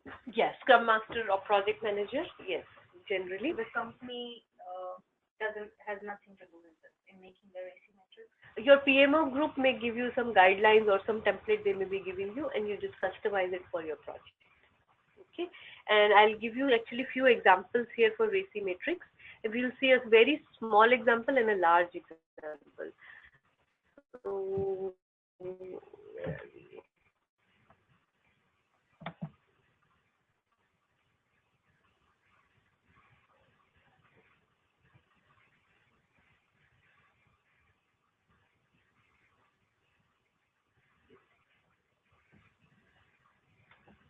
okay, this is the same diagram that you saw, but it is in Word format. So basically, you can kind of edit this document if you want. It's like a template. But this is not what I intended to show you. We have a simple RACI chart. So this is an example. So when you are operating in a team, a RACI chart could just list the activities. And this is a very simple example where by name people have been mentioned and who will be doing what. Even for your smallest of activities, smallest of sprints, smallest of projects, just even if something for 1 week, or a small enhancement or a bug fix that we are working for this particular defect, who is going to be doing what? We need an action plan. That's why I'm sharing this chart with you, because these tools empower you as a business analyst. You don't have to look forward to a Scrum Master or project manager to spoon feed you. They may be doing a RACI chart at the high level, but for you operating, even because your meetings are so much more efficient when you're doing requirements gathering with your users. FYI, we need to get, I'm working on this very critical defect that needs to be deployed by next Friday. For this 1 week, this is our action plan. This is the 5 tasks we have to do, 5 people, A, B, C, D, E. Who is responsible for what? Let's get this done by Friday. That's it. It just totally puts you in the command chain. Because you are a business analyst, you are working on the solution for the bug fix, and all these people have to cooperate and do their work. So many people have to be consulted, so many have to be informed. So who is responsible? You may be doing the functional requirements for that bug fix, but then your business users have to approve. They have to know that by Wednesday, they need 2 hours of their time to work with you to test the solution before it can be handed over. So your expectations are very, very clear. In the beginning, you just draw a quick and dirty chart of what we're doing for the week, and let's get this done. Okay. So RACI means there is, because what happens is that it's not that anybody has any bad intentions. Everybody is very, very busy, right? So everybody has their day jobs. On top of that, you're asking them to work on a bug fix solution. So if you draw a small RACI chart to make everybody's expectations clear that in this week you will need 5 hours of their time, or approximately this task has to get done. Other people can then schedule their work based on what you are expecting them to do. Okay? So it just works very well with everybody if we follow this simple practice. So first task is identify understand what your project is, your task is, then roles and responsibility. Who will be doing what and what their expectation is from you. Okay. Then I will show you also an example of a complex RACI chart. Don't get scared. This is just to show you the power of a business analyst. So you may start as a junior business analyst with that small 4x4 grid. And as your career progresses, believe it or not, the techniques remains the same. The tools remain the same. What changes? the complexity of the information that you're handling, and the interconnectivity, right? So the time sensitivity may increase, the complexity of information may increase. You may be handling more resources. The criticality of your role increases, but the tools and techniques remain the same. So this is an example of a complex RACI chart. Here you will see that in this particular project, you have instead of people as roles, you have groups or as roles. So many different groups are involved, and so many different activities are involved. And the nomenclature they are using over here is P for primary, S for secondary, and I think O is for oversight responsibility. So RACI does not necessarily mean RACI. You can use any legend that you want, that your team is following or your PMO team is inheriting. RACI is one standard way of doing it, but it could be any nomenclature that your group follows, basically. So P is who is primarily responsible for the task, S is who has secondary responsibility, and O has who has oversight responsibility. These are the tasks, these are the groups, and all this work has been specified. So only the complexity of the information increases, but the tools remain the same. And then if we move further down, you will see how complex it has become. It is level 2 of the same chart, and then now they have increased the legend to include so many different groups here. The technique remains the same, as and when you give career, you will take additional responsibility and then move ahead. This is just to show you that why Babcock Guide is your friend from day one till you are in the career, because the tools and techniques all remain the same. Only complexity increases over time. Okay. Any questions so far? RACI, good? Yeah, I just posted a question. Could you just please reiterate who develops the RACI chart? Is that us, or is that the Scrum Master? Yes, the RACI chart is generally developed by the Scrum Master, the Project Manager, or your PMO officer, the Program Management Office, especially if you have a RACI chart like this, which is a little bit complex. At the project and the program level, they may specify to you in a RACI chart who is responsible for doing what. But then the other simple RACI chart example that we saw here, oh gosh, I clicked the wrong button. The simple chart where we said this could be a 3x3 grid or a 4x4 grid. This RACI chart as a tool you can use at your individual team level as a business analyst. Let's say you're working on a small enhancement or a bug fix or a 1 week sprint, 1 month sprint. If you are in a role where a certain requirement has to be signed off, feel free to create your own RACI chart, which is a subset of the larger chart. The bigger chart may be compiled by your Scrum Master, Project Manager at the project level, but at your individual task level, you are empowered to use these tools for your own benefit, for your own team. Thank you. Thank you very much. So that's the idea behind it, that so even in a junior business analyst role, you still can show leadership qualities, because ultimately you are also responsible for certain tasks, right? You have deliverables, you have sign-offs to meet, you have your own deadlines, you have your own tasks, and how you will, how you can use some of these tools to empower yourself. It does not have to be everything coming from the Scrum Master. See, right now we are at a point in our industry where we are adopting agile methodologies more and more. So if you find yourself working on agile teams, you will see that agile teams are not working in a top-down methodology. If you are a business analyst working on an agile team, you will have your own tasks that you're responsible for. And the tools that you use, you may end up taking a leadership position on a bug fix that needs to be implemented, which is very critical. And then feel free to be in a leadership role and get that work done. Everything will not be driven by the Scrum Master. Scrum Master may be driving certain aspects of the project, but you may have to take lead on getting a BRD sign-off, hosting a meeting, and we will cover some of the material in our training session. If you have to step in and run a meeting, prepare a meeting agenda or prepare meeting minutes, feel free to do that, as long as it is in the context of your your role as a business analyst. You're not necessarily publishing meeting minutes for the entire project, but for your initiative, feel free to do that. So all these techniques are kind of relevant to you in your role as a business analyst.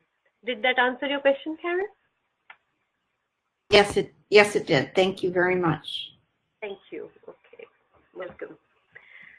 So next, then we move ahead to that sort of covers the RACI matrix, roles and responsibilities. It could come top down also, certain responsibilities, certain you may be compiling for yourself. Next one is root cause analysis. This is my personal favorite. This is where I feel a business analyst can add tremendous value, both as an individual person, as a team player, as well as a subject matter expert. So root cause analysis, this is also one of the favorite topics on the ECBA exam. It is also called Ishikawa Diagram, and it is also referred to as Fishbone Diagram. It all means the same thing, don't get confused. The exam may use different terminology, so I kind of mention them here as well. So the reason this diagram is called a fishbone diagram is because it kind of looks like the skeleton of a fish. And it's called Ishikawa Diagram. It is the snapshot of the current situation and high-level causes of a problem under consideration.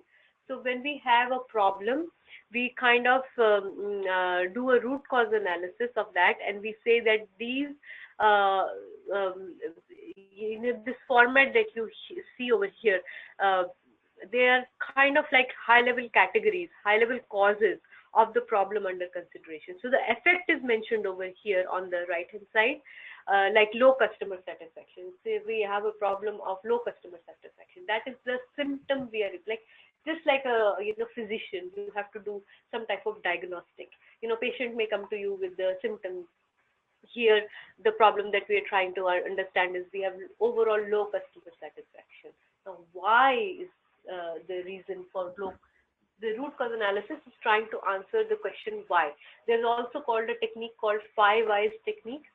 I don't have a slide on it, but it's on the Babcock guide. The idea is the same. The 5 why technique or the fishbone diagram, ultimately we are trying to answer the question why, right? So the 5 why technique kind of says that you as a business analyst, if you ask the question why 5 times, you will be able to get to the underlying root cause of any problem that you're trying to investigate. So it's like an interviewing technique. If you are asking your users or your stakeholders why there is low customer satisfaction. Let's say you're doing a survey or you're doing an interview, and you ask the same question to these different groups of people, why you have low customer satisfaction. Some people may give you, different people may give you different causes. Then you categorize those causes. Some people are saying we have high pricing, that's why we have low customer satisfaction. Some people are saying we have poor support. Some people are saying we have a low quality product, that's why we have low customer satisfaction. So high level causes, you will categorize them on top over here. In 5 why technique also, the high level causes initially come. But then the idea is to dig deeper and deeper and deeper and keep asking the same why question again and again. Why we have high pricing? What is the cause for high pricing? Then we say that we have, let's say, low marketing incentives, we have high turnover. So you see these arrows over here. These arrows are called primary causes. And then the arrows that feed into them are called secondary causes. And then you could have more arrows feeding into them, which are called tertiary causes. So here, if we have to show the diagram graphically, usually it becomes complex if we have to go more than 3 levels down. Maybe usually 1 or 2 primary causes. Till that, we can draw a fishbone diagram. If we have to go all 5 levels down, then we draw, it's better to use the 5 why technique.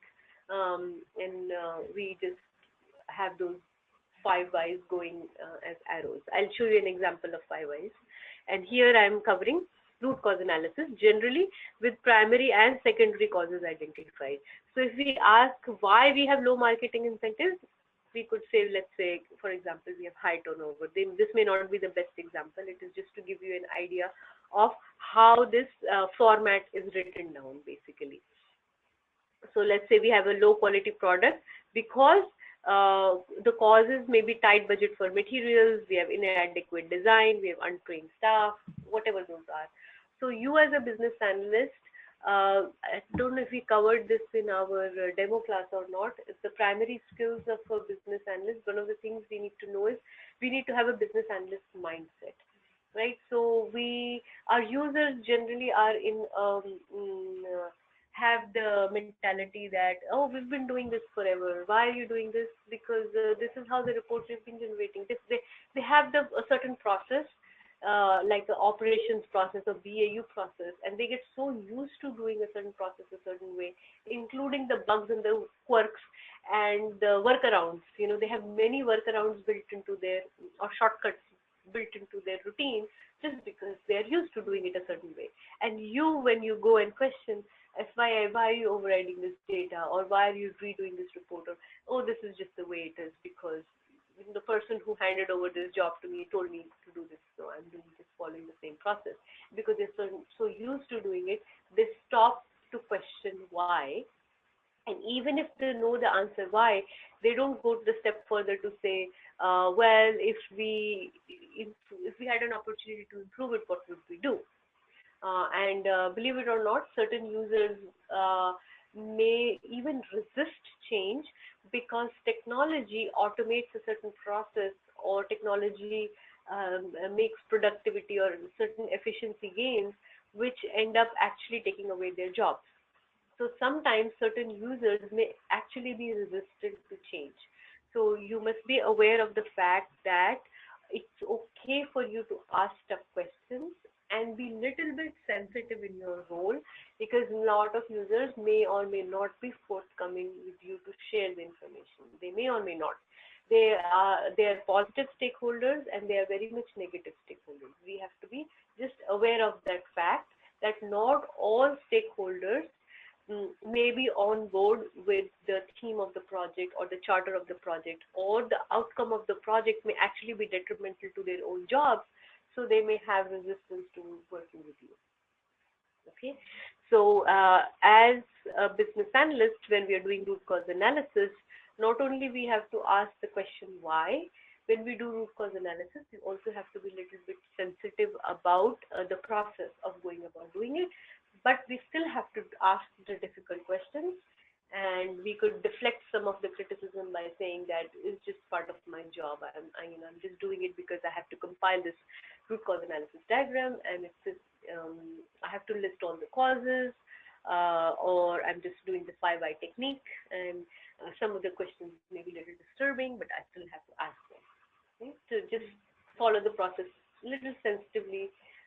You never know behind the scenes how the process could actually impact your users. Okay, so let's read through this definition.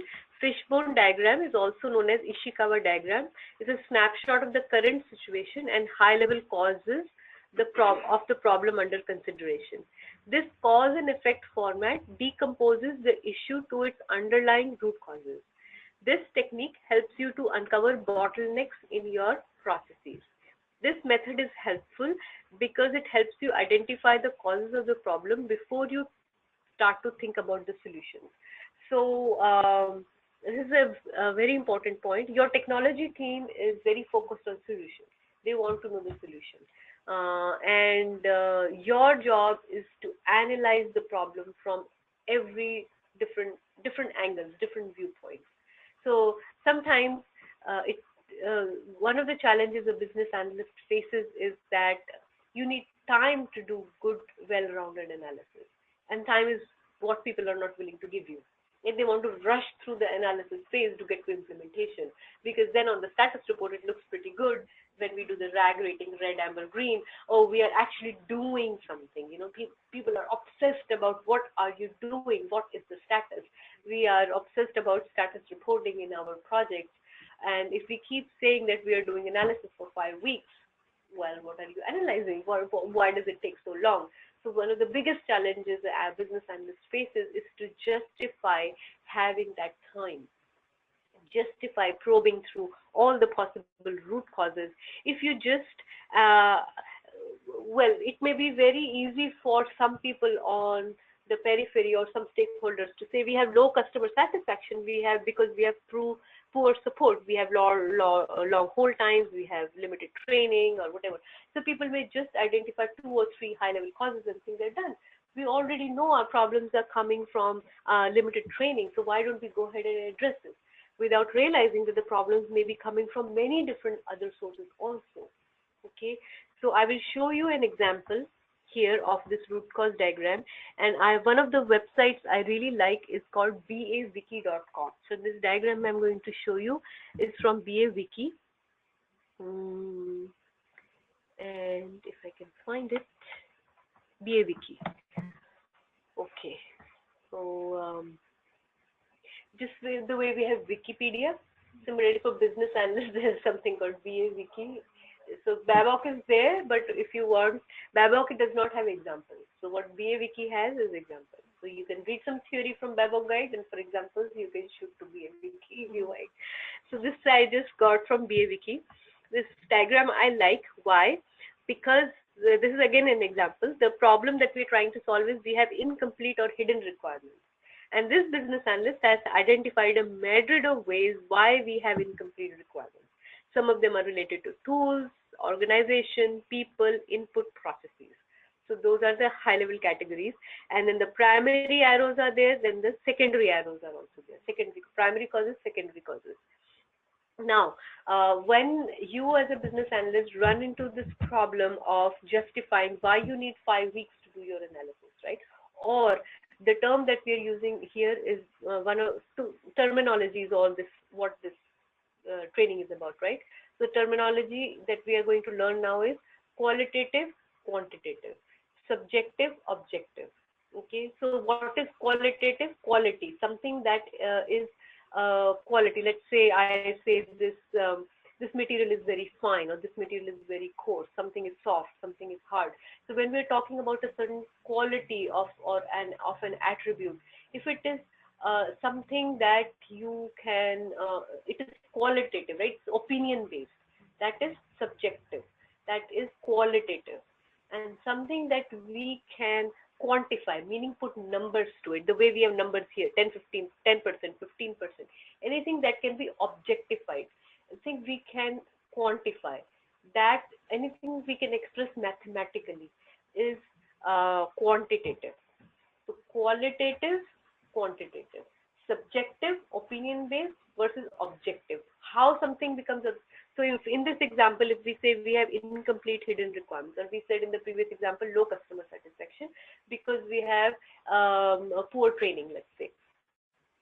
Now, poor training is subjective opinion, right? Somebody could say our training is quite okay. Somebody could say no, it is inadequate.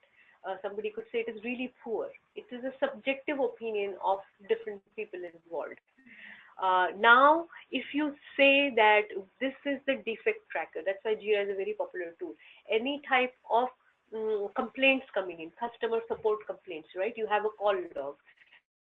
Now, you as a business analyst, if you're going in and doing some high-level analysis and saying the last 3 months, our call volume based on these, and once the problem was fixed, you know, we went into Jira and identified the root cause of the problem was this. We said we had the customer service cause, and then we identified that these problems were resulting from some process control issues, or some inadequate tools that we have, or some type of organizational issue we have, things like that, the lack of time, whatever your categorization is. That once you have identified that, when you as a business analyst analyze last 3 months of tracking data in Jira related to the defects and the sources of their defects, you were able to quantify and say, out of my 300 defects, 10% cover coming from input related sources, 30%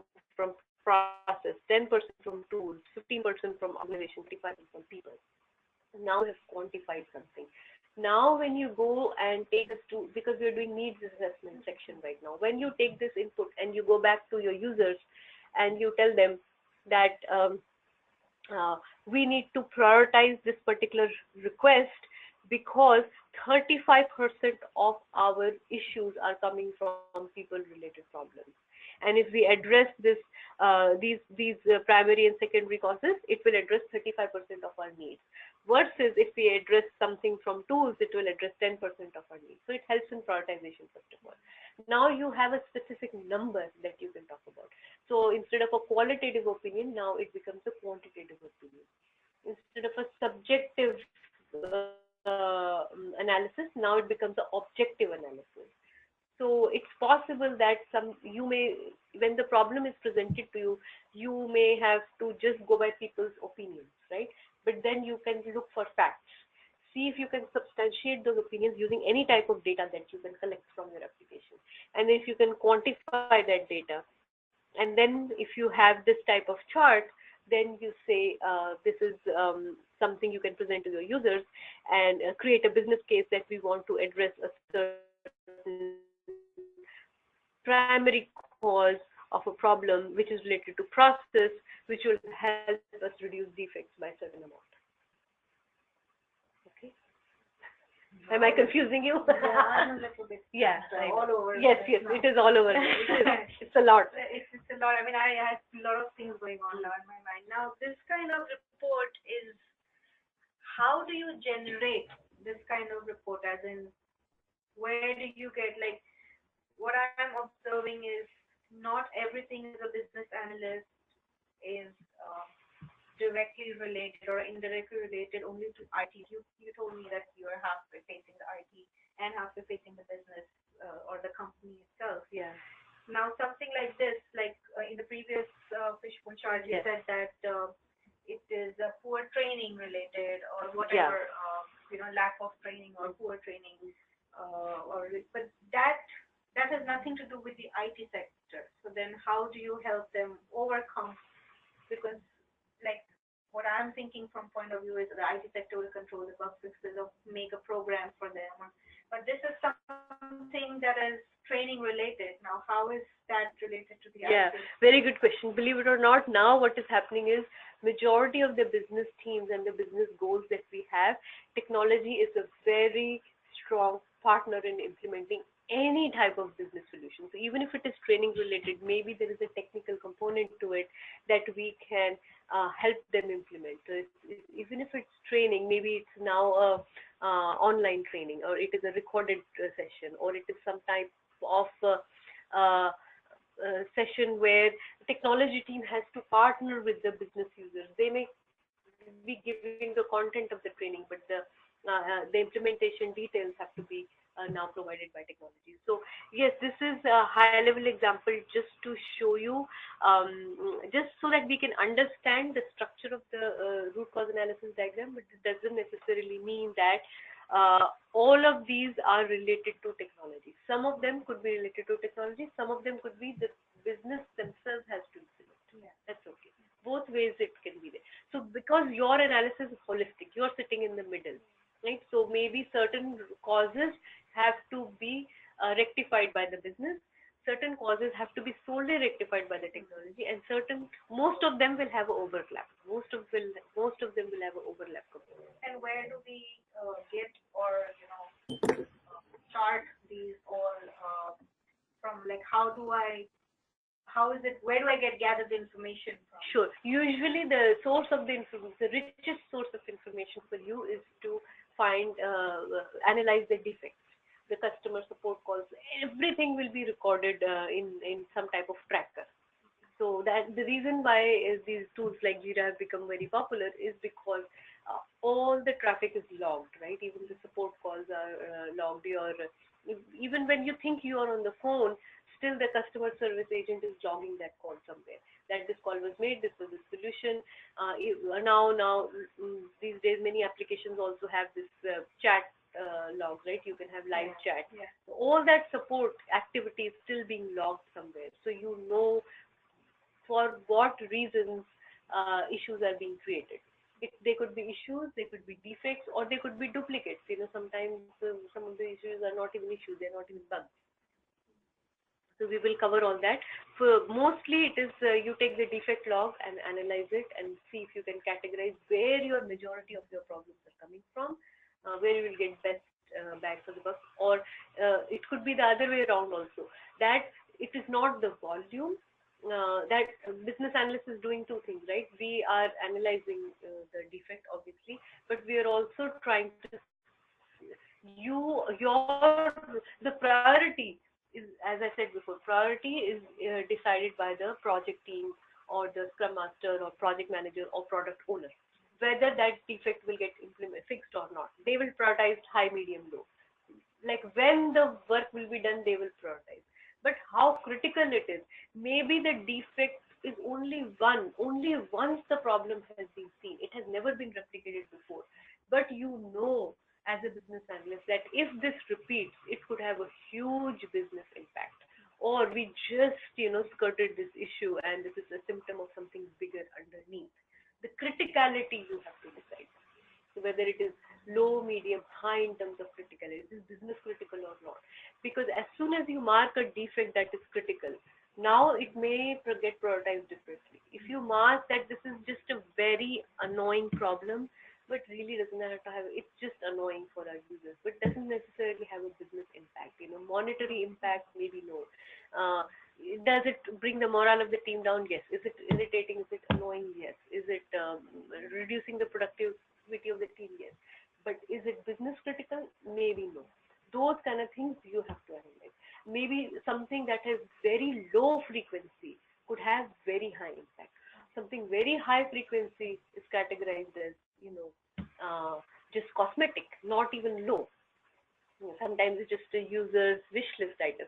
Or as you as a business analyst knows that this group of users is always complaining. It does not mean that if they cry the loudest, they should be heard the most. You know with the same mind that you can do some analysis. And that's where a business analyst's opinion, eventually, when you become a subject matter expert, your voice actually becomes the voice of reason, because you kind of can put yourself in the shoes of your users. There are certain players who are always making noise. There are certain players who will not make that much noise, but their requirements are equally valid or maybe more important than the group of users that makes the most noise. It does not matter, who is the loudest person in the room, or the team or the group. It could be the other way around. There is one group of users who will never complain, but if their problems come through from that particular source of data, it could have a huge business impact downstream or reputation-wise, So there are subjective ways of quantifying a defect, and there are non-subjective ways. So all those have to be factored in.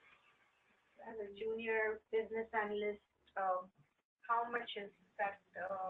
How much weightage is given? As in, we have to do that, or is it? When we are under somebody, they show you the way. Yeah, a little bit. As a junior business analyst, even if you have your opinion, you will run it by your senior business analyst, and they may, chime in. Yes, they may approve it. Yes, and I have I have a template for a fishbone diagram for you somewhere here. Ruchi, I have a question, Ruchi. Yes. Go ahead, please. Ruchi, this root cause analysis, is this done throughout the life of the project? A. Second is, if it is for a needs assessment that we are discussing right now, is it more, as you're saying, it's when a defect or something is there? So my question is, if the need is something for a new product which has never been done by the organization before, does one really do a root cause analysis there? It's quite possible that we do a root cause analysis, because even if the project has never been done before, it is quite possible that a legacy manual process exists right now. So I have seen many projects which stem from the need where users, and that's why I brought this fishbone template diagram also up here. It kind of ties into your question. I have seen, especially in finance background, that our users have an affinity for Excel. So they may have a manual process. They are running it on Excel spreadsheet. They may have macros. Some of these Excel spreadsheets are very fancy. They have some VBA code, macros running behind them, quite fancy applications users themselves have compiled over time. But now the auditors are, and the compliance officers and the regulatory officers and all these people are after these user community to actually automate and move their manual systems from Excel to an IT-based solution, because in Excel, auditing is not there, or some type of audit log, or who can make what changes. The maker checker rules are not easily implementable in Excel. Version control, they are saving their files on their personal drives maybe, or on a local server, and it has to be on the company server, things like that. So from a user point of view, they may have an existing process which is manually tedious to maintain, or something which is semi-automated. And now auditors, regulatory and compliance officers want them to move things to proper IT-based solution for auditing reasons. So then also if you are doing a root cause analysis diagram, you are listing all these reasons why the technology solution needs to be implemented. Usually a new project also will not, if a project also starting from scratch is not built in thin air. Something manually users are doing, it is generating profit. Now they want to scale it. They will not engage a technology team for something that just does not even exist. Some manual process, something is generating money. It is profitable or has the potential to generate a tremendous amount of profit.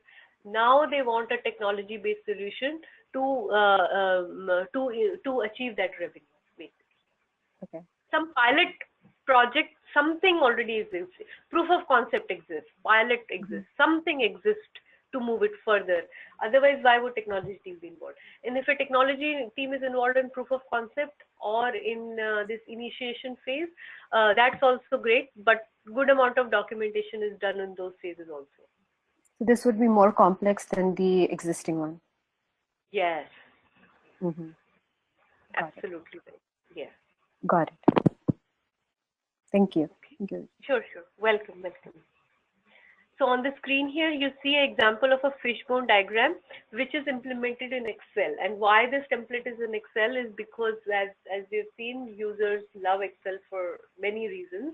And instead of having a fishbone diagram in Word or in PowerPoint, they generally like to use the cause and effect diagram in Excel format, because here you can just type. You have rows and columns. The primary causes are here, and then you tab and you list your secondary causes. If you have tertiary causes, you can tab further and you can make a tree structure, but it is an Excel file. You can save it. You can save it as XLS. You can move it around.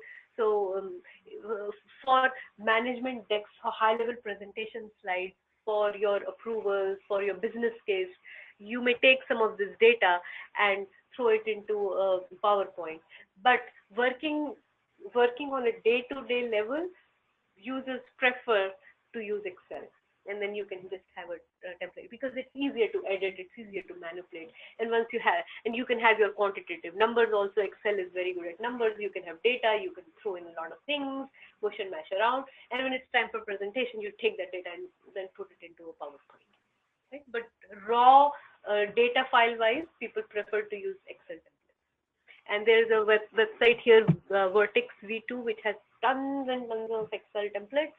Feel free to explore it at your own leisure. Whatever I like, I grab it and put it in this. That's why these zip files that you will get from me will be humongous. So please keep your mailbox ready. And that's why I don't download too many, because already the files are very bulky. So I'm giving you reference here, and you can explore further. Do not have the temptation to create things from scratch. A lot of things are available, freebies, tools, many resources are there. First exploit what is already existing. If it doesn't work for you, then you just customize it for your needs. For that, again, as a business analyst, they should, TekTaurus should have their own website where students can log in and access all these files instead of emailing and bulking our boxes. Right? Yes, that's also a good point. We can have like a Google. So that's where my BA knowledge is. Yes. Some SharePoint site. Yeah. Good. So this is your root cause diagram in a Excel type of format. Okay. Then I will show you a 5Y diagram. It is not part of the zip file. I'm just doing you a little bit of favor. I ended up, I just happened to have this file as somebody's project from somewhere. I don't know if I have the file still. Maybe for next time around, if I can't find it, I will bring it to you as a sample.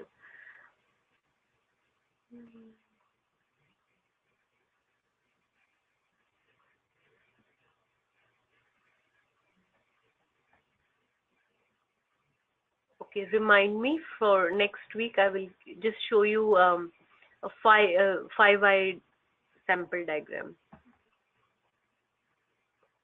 I don't think I can find it here right now.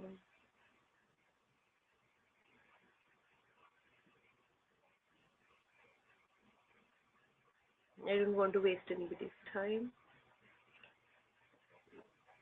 At one glance, I'm not able to find it.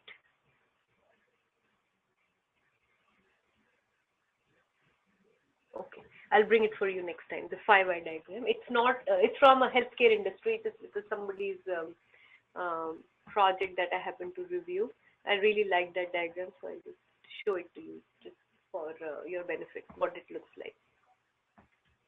Okay, so root cause analysis. You're good. Next one, gap analysis. This is super easy to conceptually understand. To implement it is a little bit tricky. So conceptually what we are saying is we have a current state, any type of problem domain that we are involved in, we know we have to first understand what the current state is. How users are currently doing something manually or even semi-automated or even automated.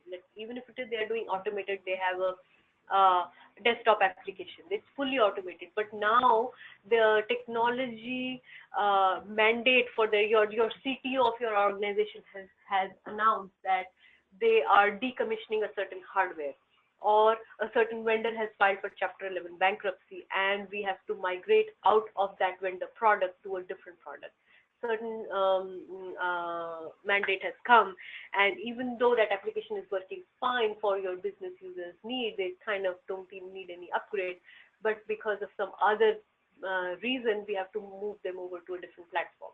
So you have to understand the current state and then the desired state and all the steps that we are going to take to go from current state to desired state. That's this gap analysis. It may include key factors for change, and it may include an action plan for how to get from point A to point B. That's all gap analysis is. So you as a business analyst are quite involved in gap analysis. Gap analysis is a technique for comparing the current as is state. So ECBA exam can use different terminology. They may sometimes call it a current state, or it is also called as is state. And there is a proposed to be state. The future state is also called to be state, to identify differences. So gap analysis can be quantitative or qualitative or both. The recommendation should include all viable options. So the current state, you have to analyze the limitations of the current state. What are the capabilities or objectives that users want to achieve based on the limitations of the current state? Then in the future state, you have to identify what the potential features should be, what are the preferable functions for the future state. And the key point is about gaps or proposed actions. Now, proposed actions can be, again, strategic. Proposed actions can be tactical. A proposed action could be in phases, phase 1, phase 2, phase 3, phase 4. This is our long-term 3-year roadmap or 3-month roadmap. And then we are going to do these small steps in between. So that's why you see these little lines over here.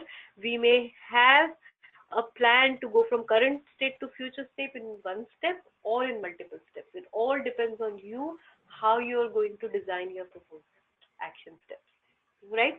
So it consists of recommendations of the most viable options to fill the gap, high-level approach to add new functionality, alternative features, and project deliverables to remediate the gap. So this is the point that I mentioned before also.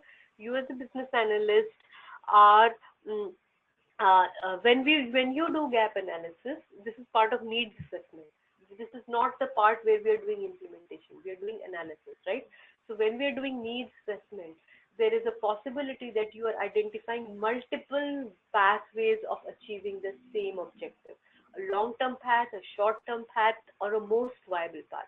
You know you have made it as a business analyst when you do a presentation or you produce a 10-page document, working with your users for 2 months, and then when the document is handed over to your project manager or your team lead or whoever, or maybe a group of people, and they quickly flip through the pages to get to the last page to see what is the recommended approach, the business analyst's recommended approach.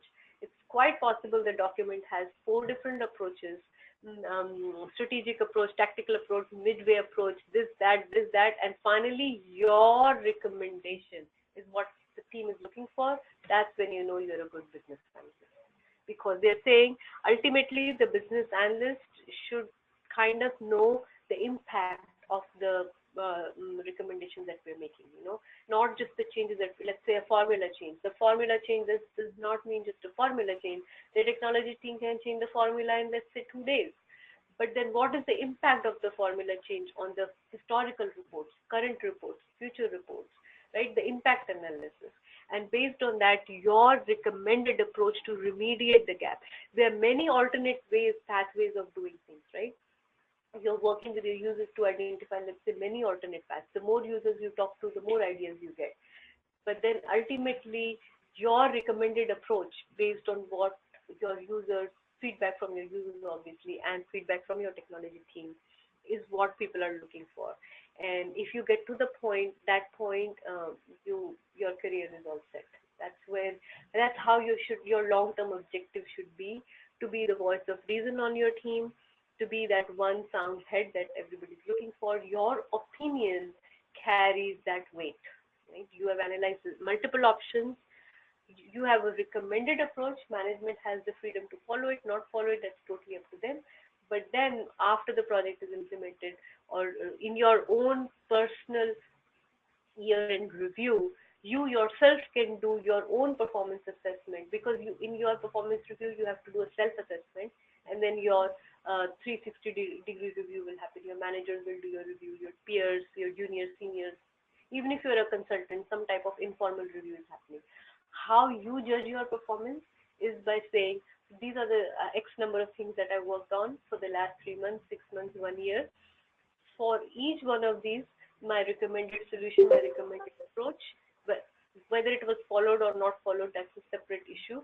But this was my recommended approach, and when the solution was implemented in production, and then later on, long term, your whether the problem was solved or not solved, whether the problem was whether it escalated or it dwindled down, how close the outcome was to your recommended approach. Then you can do your self-assessment of your own performance based on that. Okay. So examples of the current state, future state, and proposed actions. Very high-level example we will see here. Current state, let's say we are saying the sales forecast report available via website in PDF format. Right now, the sales forecast report is available on company's website in PDF format. In the future state, we want the sales forecast report to be accessible remotely. Okay, and how are we going to get there? We are saying we will develop a new interface for mobile devices. Okay, so another example is online product sales profit margin averages approximately 5%. Right now, our profit margin is currently 5%. In the future state, we want the profit margin to average 7%. How are we expecting to go from 5% to 7%? We will implement efficiency boosting supplier workflow. We will add partner incentives. Okay, something like that. This is from a business point of view, but similar thing can happen from a functional point of view, from a technology point of view also. So usually the current state is a high-level diagram that you're showing, and we will cover this in our UML modeling class when we make those diagrams. Current state diagram, a future state diagram, and then steps of how to go from current state to future state. Okay. Generally, this diagram will also be included in your BRD, your business requirement document, or FRD, whatever it is. just to set the context of what we are trying to achieve. Okay, any questions on this slide? It's the first day, so let me know if the pace is okay or we need to slow down. No? Fine. We will just cover a few more topics and then we'll wrap up for the day, and then I'll give you some material for you to read, because it's the first session. I don't want to. If we cover too much material in the first session, what happens is at that time we may understand, but then we tend to forget. Our ability to absorb too much information is limited. Okay, so next technique here. Any questions so far? Sorry, I'll pause. Anybody on the phone? No, I'm good. Thank you. Okay, all right. So great. So next topic in needs assessment we are covering is called SWOT analysis. SWOT stands for strengths, weaknesses, opportunities, and threats. And this is again a technique where we are reinforcing the same concepts of a business analyst mindset. Meaning the business analyst is always asking tough questions, asking the why questions, because it is your job to do so. So if you are in a requirements gathering session, if you are in a meeting, if you are in a larger group of people, your job is not to do crowd pleasing. Your job is not to draw consensus. Your project manager may have a different goal. Your Scrum Master may have a goal. Your role in that conversation is all about understanding the root cause, the why questions, asking the tough questions. Challenging the status quo is okay. If so, your users are all agreeing that a certain process is done a certain way, you can always throw in a little challenge question as to why. What can we do to improve it, or why are we doing a certain process if it is inefficient? Is there anything we can do better, or is there a alternative solution we can explore? Right. So always it's okay to ask those challenging questions, or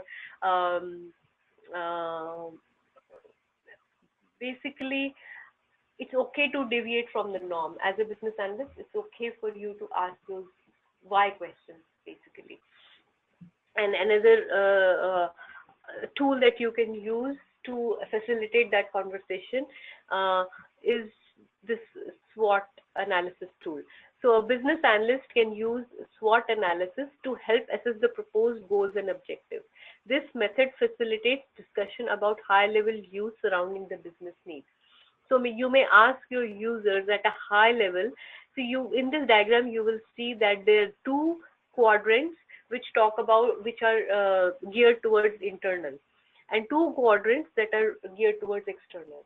So business analyst always has to keep the internal stakeholders in mind as well as external stakeholders. Internal impact, external impact. Why?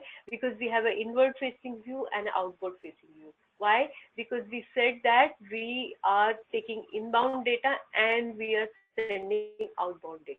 So we have an inward facing view and outbound facing view. So always, because we are sitting in the middle, it is our role to analyze both aspects: internal, external, inbound, outbound. Always we are looking at the problem from both point of view.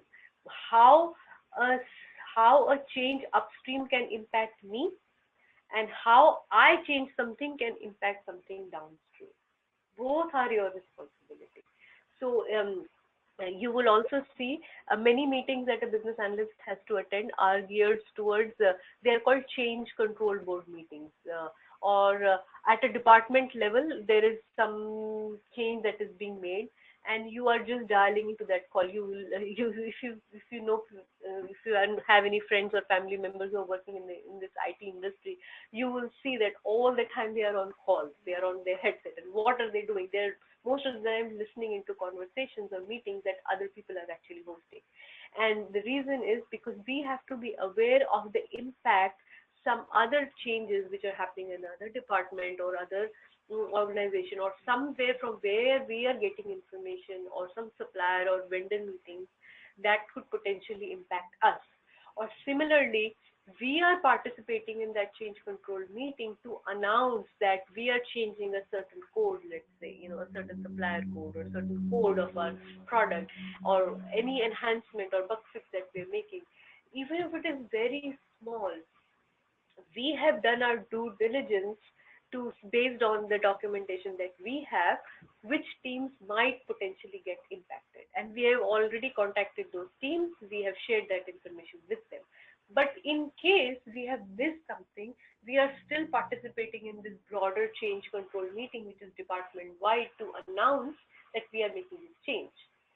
If this potentially has an impact to you, then it is your responsibility now to make that judgment call. Maybe some test files are passed around and you have to do some miscellaneous testing with it and things like that, just to ensure that this change is impacting or not impacting you. Because so business analyst is both inward focusing and outward focusing. You are participating in that call to listen to other people if any of their changes could potentially impact you, and if yes, to be on the safe side, do you want to conduct any tests? If you have conducted any tests, are you reporting those results for those tests or not? And similarly, you are conveying to other people any changes that you are making in case it impacts them, both ways. So when we use this SWOT analysis tool, this is something you can use to say that if we have any internal strengths, we should maximize our internal strengths. If we have any internal weaknesses, we must acknowledge them. So you will also notice as a business analyst, especially in needs assessment phase, it's a very common trap most projects fall in. When new budget is approved, right? New budgeting season comes in, new money is coming in. We have a project that recently got approved by the business or in the approval pipeline. There is a lot of optimism for that particular enhancement, let's say, or for that particular initiative, because there's a market need, there's an opportunity that we want to grasp. And even user community has, let's say they have been waiting forever to push in this change, and now finally they have the budget to make it happen, and there's a lot of optimism flowing in the stream to get this done. But what we don't realize in our optimism is that maybe there are certain internal weaknesses that we must acknowledge and we must be familiar with. For example, okay, we may have the budget, but this we have our technology team, let's say, is all Java resources, and this particular initiative is a C# initiative. It's a technology that we're not familiar with or we don't have expertise in, or it could be just any other internal weakness that we must be familiar with. So you as a business analyst, it's important for you to reveal and acknowledge current internal weaknesses. This can include any risk, assumption, constraints. So we have to be like the neutral person in between. Yes, there are our internal strengths, which are great, which will help this project. So, there's an upward momentum. But if there's a downdraft related to any internal weakness, it is our job, it is our responsibility to highlight that as well. These are the risks, assumptions, constraints. You are better off mentioning all of those to your users, both in verbal and in writing, upfront, rather than hiding them. And if we acknowledge something, believe it or not, the probability of that risk actually happening reduces, because now your users are also very familiar. If for some reason that risk becomes a failure point in the future, at least your users were aware of it. We knew it was a risk and we still decided to proceed with it. That's totally fine. Right? But if we are not familiar with the risk, then what happens is your project team takes a reputation hit. We were too optimistic. We didn't pay attention to some of the obvious problems that we could run in, and now our project is delayed. It's amber. It's red. You're better off under promising and over delivering. Always, try to have that reputation that you have to be open and forthcoming. Just acknowledge the risk, acknowledge the shortcomings, acknowledge the assumptions you're making, acknowledge any constraints. And that is not to say that these will all happen. It is just better to have a clear picture upfront. And the easiest way you can do that is to make that this kind of chart, strengths, weaknesses, and similarly external facing related to opportunities. if we have an external opportunity where we can exploit a certain resource or a certain opportunity in the market, there is a wave going on. There is, let's say, a free tool that is available, or freebie test that you can do, or something that you can actually explore further, and it can actually help your project, then you can capitalize on it. That's an opportunity. Similarly, if you have any external threats from the market, from competitors, from your environment, no point in ignoring that fact. If you know that your competitor is already ahead of the curve in terms of implementing a certain solution, that is a threat because they've already captured a certain market share. And now you're a secondary player, you're a tertiary player. And even if your product is better than your competitor, but because they captured the market initially, they have a better brand name, brand recognition, or whatever that is. It's just an example I'm taking. That it is still a threat to your solution. Your product may be better. You have taken the time to develop a very sound product, but marketing-wise, your competitor is ahead of you. Then it is counted as a threat. Your expectations with your users have to be managed accordingly. Your project manager will manage expectations, but as a business analyst also, to a certain extent, because you are the liaison, you are the voice of your technology team to the business. So when it comes to working with the business to set their expectations, that kind of is primarily your job. Because so many times it happens, users think it's a small change, but it may be a huge issue for your technology team to implement. It could be the other way around. The reason the users are not prioritizing or bringing up a certain point to you is because they think it will be too much of a technology investment. Wow, this will be it might be such a big thing, and we don't have the time or budget or money. They may not even bring up the project. They may not even make a business case for it. But you, working very closely with your users, know that for your technology team, this could be a very small change to implement. There is already a free open source software available to your technology team from the market off the shelf that 90% takes care of that. It's a utility or a tool that can be just plugged into your application, and only 10% customization will give them the need that they need. They don't need to sponsor the whole project. Only you as a business analyst can provide that kind of insight, because you a little bit know the technology and you also know the business side. So then what your business users think is a very big deal, actually it's not for your technology team. And it's the other way around. What your business users think, this is just a small change, I'm just asking for a formula change.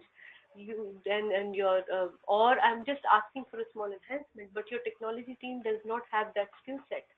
Then it is your responsibility to manage that expectation with your users that this is a tough change for the technology. It's a big risk that we are taking by implementing this change because of XYZ reasons.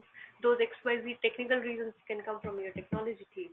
But if you have that level of relationship and trust with your users, that if you are conveying that message that this is a big risk, unnecessary or necessary risk that the technology team is taking just for implementing this small change, your users can then decide whether they want to do it or not, vice versa. So you be the agent for delivering both the good news and the bad news. You have to be that neutral person sitting in between. And many people have asked me in this training in the past that, I don't have programming background, I don't have that much technology insight. You are not competing with your technology team at all. They are technical experts. They are doing what they're doing. Your job actually is to be the best voice for your business needs, the business users. The more you're aligned with your business, the better it is for your technology team. The more you understand the business, how your users' mindset is, how they operate, how they could react, not react, how the people aspect of things, right? If you're good at managing the people aspect of things, the technology things will fall into place. Your technology teams will be more than thankful for the work that you're doing without even having all the technical skills. The technology part they can very much handle, because we are in an era where we don't have to write every line of code ourselves. There are many tools that are available to your technology team to do plug and play, mix and match. They also have many utilities and many tools which makes their job very, very easy. It's not to downplay their role at all. They are doing very complex things as well, but it is not to a point where every single thing has to be done from scratch. They also have many different avenues available for them. So they are not looking for extra help from you. Like when I started off as a business analyst, I had a dual role. I was actually a developer. And because there was no formal business analyst on my team, I ended up working with the users to draw diagrams, to write down, do documentation, write down things, because I wanted to write correct code. So many then if and else statements, the error messages, validation rules, the data, so many questions I had nobody could answer. So I ended up working directly with the users. That's how I became a business analyst. I was a developer trying to write code. These days, the development role and the business analyst role are sort of segregated. We have an official BA role. I didn't have an official BA title. I was just a systems developer. Systems business analyst came later. So as a developer, I was still wearing that BA hat. And our users kind of didn't mind. They just working off paper, or giving me certain things to do, and then I'm developing a prototype, showing it to them, and then moving forward. But I think I kind of lost track. The point is, be the voice of, be the bearer of good news and bad news. They'd rather hear the bad news from you than suffering the consequences of not knowing. Okay, tell them, you will hear. If something good happens, you will hear from me. Something bad happens, you will hear from me first. I will tell you bad news first, good news later. That kind of relationship you need to have with your users. And if that relationship you have, your technology could care less if you know any Java or not. They don't care. Believe it or not, they don't care. Because they need that person who will be, they are also sometimes scared. A mistake has been made, a problem has come in. Now they will tell you, can you work with your users to do this testing for us? Or how many times we have to take favors. 5 times we have tested the bug. 5 times we have gone back and changed the code. Now 6th time, which user are we going to find who will be the guinea pig, who will be willing to do the test for us? They will come to you. You as a business analyst, you have a good relationship. Can you find one more user to test for us? Okay, fine. And one more favor. So those things will come super handy. The people aspect nobody can replace. Okay, so don't worry if you don't have programming background, development background. You will add value in ways that is subjective. They will add value in ways that is objective. You will add value in ways which is not measurable. So there is a saying, right? Something could be free or something could be priceless, but it is both. Priceless because you can't put a price on it. If you can't put a price on it, it is both priceless and worthless. Can you put an example for this? SWOT analysis. I don't think I have an example handy. I don't think I even have a template. But next week maybe I will grab one for you. I don't think I have a SWOT analysis example.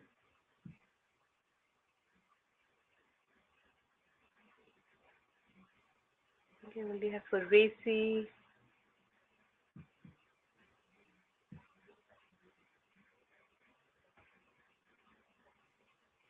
Yeah, I'll get one for you next week. So I'll get the 5 whys diagram and SWOT analysis example for you. I don't think I have any.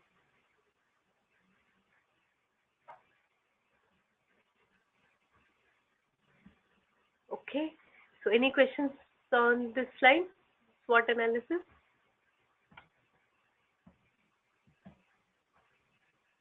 Okay, my computer is slow. So I think this ends the current section of needs assessment. Next section is gathering requirements, requirement solicitation. So tell me, do you want me to cover some aspects of this today? Enough for today? Yeah, I think even though we have not, time-wise we have not spent too much time, but what happens is that terminology wise, you have first day, you have to absorb, revise it, and then I just have one question. Yeah.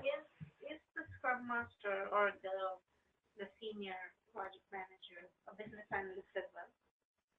Yes. So in Agile teams, Scrum Master actually is not a role which is designated. So anybody can become a Scrum Master. So we also teach the business analyst class here in TekTaurus. So that's one of the reasons why after the BA class, you can end up taking the PMP class. The Scrum Master course is also very popular. Why? Because anybody can become a Scrum Master. It's not a designated like title. So a developer so Agile teams go in sprints or iterations, meaning let's say every team may decide their release schedule. We call it release train. Just like if you take the New York City train, we know that the train will go at 7:10. We have the next 7:22 train. So it's a schedule, right? So if you make to the train, fine. If not, then you have to wait for the next one. Similarly, Agile teams have this concept of release train. So they will decide, let's say in my team, we do release every third Wednesday. That's our release train. Wow. So only discussion we are having with the users is what makes the release and what doesn't make the release. What is in scope, what is out of scope. The release will be done depending on what cargo goes in it, what doesn't go in it. So the Scrum Master role in these sprints, it is possible that the Scrum Master rotates. So in this particular sprint, let's say the business analyst role is the work is slightly less. You have in just the nature of the requirement is such, the work that we are doing in this sprint is such that the BA role is little light, QA role is little heavy. So you will double up, you will volunteer to double up as a Scrum Master. Next release, the development, because the work that is being done, maybe the developer has a slightly less role to play. So whoever is lightweight for that release takes the role of a Scrum Master. That's it. It just rotates. Some teams have dedicated Scrum Masters. Some teams rotate between the team members. Totally depends on your team structure. Some teams have specialized Scrum Master who are just Scrum Master for 5 different projects. Okay, they're dialing in and out, depending on different teams. They're specialized Scrum Master, but their role is to be a Scrum Master. But for all different teams, they're just doing the same work. They're not developers, they're not QA, they're not BA, they're just Scrum Masters. That's also possible. But they're running 5 different projects at the same time. Okay, so they're going into calls in and out throughout the day. But it totally depends on your team structure. You start off as a junior business analyst. When you feel ready, so we'll be working under a senior business analyst, yes. And when you're ready, if you feel, some people want leadership roles, some people naturally have leadership skills, some people don't. It totally depends what you gravitate towards. If you feel that you would be successful as a Scrum Master, this is something you want to explore, you can always take the Scrum Master certification. It is not, it little bit depends on your communication skills, and there are certain basic formats or certain, practices that Scrum Master is involved in. As long as you learn that, you give your Scrum Master certification, then it's like a development opportunity for you. It is like a sort of promotion for you. If you are able to double up as a business analyst and a Scrum Master, you are worth more money compensation wise than just a person who is just a business analyst. So you in your resume you can easily say I'm a BA and a Scrum Master. You certainly can, and it increases your market value, and many people do it for explicitly that reason. So you can have that as a stretch goal for yourself, that initially you'll give the ECB exam. Once you have a little bit experience, you'll give the next exam, and then maybe 2 years later, 1 year later, 18 months later, you can give your Scrum Master certification and then be on a roll. Totally up to you. But people who are exclusively Scrum Masters are Scrum Masters for multiple projects. But if you are functioning as a Scrum Master for your project, it depends on the iteration. Where you have a little lighter load, then you can double up as a, but not for every iteration, most likely not. It will rotate. And it is a voluntary position. You volunteer for it or you get nominated for it. It is not mandatory. You don't have to do it. It's more like Agile teams follow the principle of self-development. Whoever is in Agile team, if you raise a good idea, most likely you will end up implementing it. If you have a suggestion, okay, go ahead. You become, Agile teams are self-empowering. They want their team members to decide their own growth pattern, decide how much work they want to do, how much they can do, and what they're willing to do. So you are, and other people are also open towards new suggestions. So every team works differently. Okay, so next I will give you certain, I will point you to certain resources that I want you to do some self-reading if you have some time on weekdays. There is a document here which says, why my documents are scattered? Suggested reading. So this article I'll just quickly open up for you. It is a couple of pages.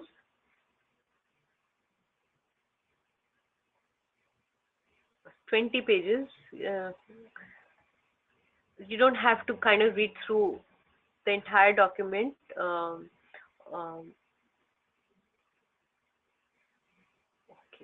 So what this document will help you with is the common roles in software development. In a typical technology team, what kind of roles are there, and it will give you formal definitions of each of these roles. So this suggested reading is for breaking down the software development roles.pdf. That's the name of the document. So you don't have to read through the whole thing, but at least the first 5-10 pages. It will help you familiarize yourself with the vocabulary of being a business analyst in a larger team, right? Nobody functions in a vacuum. Even if you're a junior business analyst, you still need to understand the larger ecosystem. You will still need to know who the players are. Ultimately, your stakeholders, you will become familiar with all of them sooner or later, because any aspect that you missed from any point of view, if you don't analyze the impact of that stakeholder or that group of stakeholders on your project, it may come back and haunt you. You may miss that aspect of things. So always try to understand, regardless of your position in the hierarchy or the team, how you fit in the larger group. Okay, so this is one document to take a look into. And there is a suggested reading article which says business requirement specification. So just to go back to this template that we had here, we are doing all this work eventually to get to a BRD, right? A high level BRD. So we will be sharing few sample BRD template slides with you. One of the BRDs I want you to do some self-reading on, just to get a bird's eye view of what are we looking for at a high level, what are we shooting for, right? We'll be going through multiple BRDs as examples, but this is one of the things I just wanted to just take a quick brief glance or look at, because if we keep talking about something which is theoretical, it's like a chicken and egg situation. We talk theory and then we come back and look at example, or we look at an example and then we talk about theory. So don't get overwhelmed if you don't understand majority of the document. That is okay. We will go step by step, but this is just to give you an idea what a typical BRD looks like, what major components it has, and how we are going to go about gathering this information over time. Because the next section that we are going to cover is talk about gathering requirements, elicitation requirements. And once we gather, we have to put everything in a BRD. Now you may ask the question, what is the difference between a BRD for a waterfall team versus an agile team? See, the information gathering exercise remains the same. The only difference is when we are doing a BRD in a traditional waterfall project, it is like a 50-page BRD. It's a huge document because the duration of the work that we're trying to do is longer. The phases of the project is longer. It's a 6-month or 1-year project. And even if we are doing that project in phases, a BRD still tends to stretch out and become a bulky document. Charmaine, do we have access to? Did you send us a link to those documents, or are you going to send us the documents individually? No. Sangvi will actually send you the zip file, which will contain all these documents. Okay, great. Thank you. Yeah, sure. So the 2 documents that I want you to read are labeled as suggested reading. One is breaking down software development roles, and another is business requirement specification. Perfect. Thank you so much. Welcome, welcome. And because we will need that BRD to gather all this information, and just high level for you to know what is a BRD. And then regardless of whether we are operating in a waterfall team or an agile team, the information that we have to collect remains the same. The only difference is in packaging. In agile teams, the information is packaged in small pieces. Right? Just like, you could have a bulky package versus the package remains the same. Ultimately, the work has to be all done. Work has to be done, but in agile teams we do in small chunks of functionality, usable functionality, broken down into small components. Ultimately, all the work has to be finished, right? But in waterfall, value is realized all the way towards the end of the waterfall cycle, whereas in agile teams we try to work with our users to deliver value added functionality per release. Little by little, it's called incremental release cycles. Incrementally, if we have, let's say, a website, you may have seen lots of menus or tabs on top. If we were doing a waterfall type of project, then we would try to implement all that functionality in one mega release and then maybe build enhancements over time. If we were doing the same website in agile methodology, we would add tab by tab, menu by menu. Per release, we will add some little piece of functionality in there. Let's say we were creating a store, e-store. Then if we were doing a waterfall project, then we would implement a functionality in such a way that we would have, a search functionality, then a shopping cart, then an e-commerce module, then some sort of reporting module. But if we were doing the same e-shop in an agile format, then we would say that we will have all these components, but we will only have we are only selling shoes first, and then next we will add other merchandise later, or maybe we will just start with t-shirts, and then maybe we will not have a certain reporting module, or we will implement minimalistic functionality in our shopping cart, and over time then we will add new product types, and then we will incrementally build more functionality over time. So in agile teams, we start with a minimal viable product, the minimalistic thing we can do to go live, and then we add more features later. Whereas in waterfall methodology, we will scale out the whole landscape, and then maybe we will add complexity later on. But how we deliver kind of differs. So the BRD overall requirements remain the same, but when we are working in agile teams, we will have our agile BRD broken down into small pieces. For that iteration, 5 pages. Next iteration, 3 pages. Next iteration, another 10 pages. But eventually, those 5 plus 3 plus 10, all those pages comprise our overall requirement. Whereas in waterfall, you will see that we will end up having everything in one BRD, and then we have changes, enhancements, releases. Our change log is very comprehensive, and both methods have their advantages and disadvantages. But point is to be able to at least have an idea of what a BRD looks like, and then next time when we meet next Saturday, we will cover the illicit requirements section in a lot of detail, because we are building towards our BRD. So Saturday we will cover illicit requirements, and then Sunday we may end up starting some aspects of UML, and then we will week 3 also we will be covering UML, then we will be covering certain tools, Jira, and things like that, because we will be doing defect tracking. We will do a demo of Trello, and then week 4 we will do resume and interview preparation. Okay. So I will stop the recording for now then.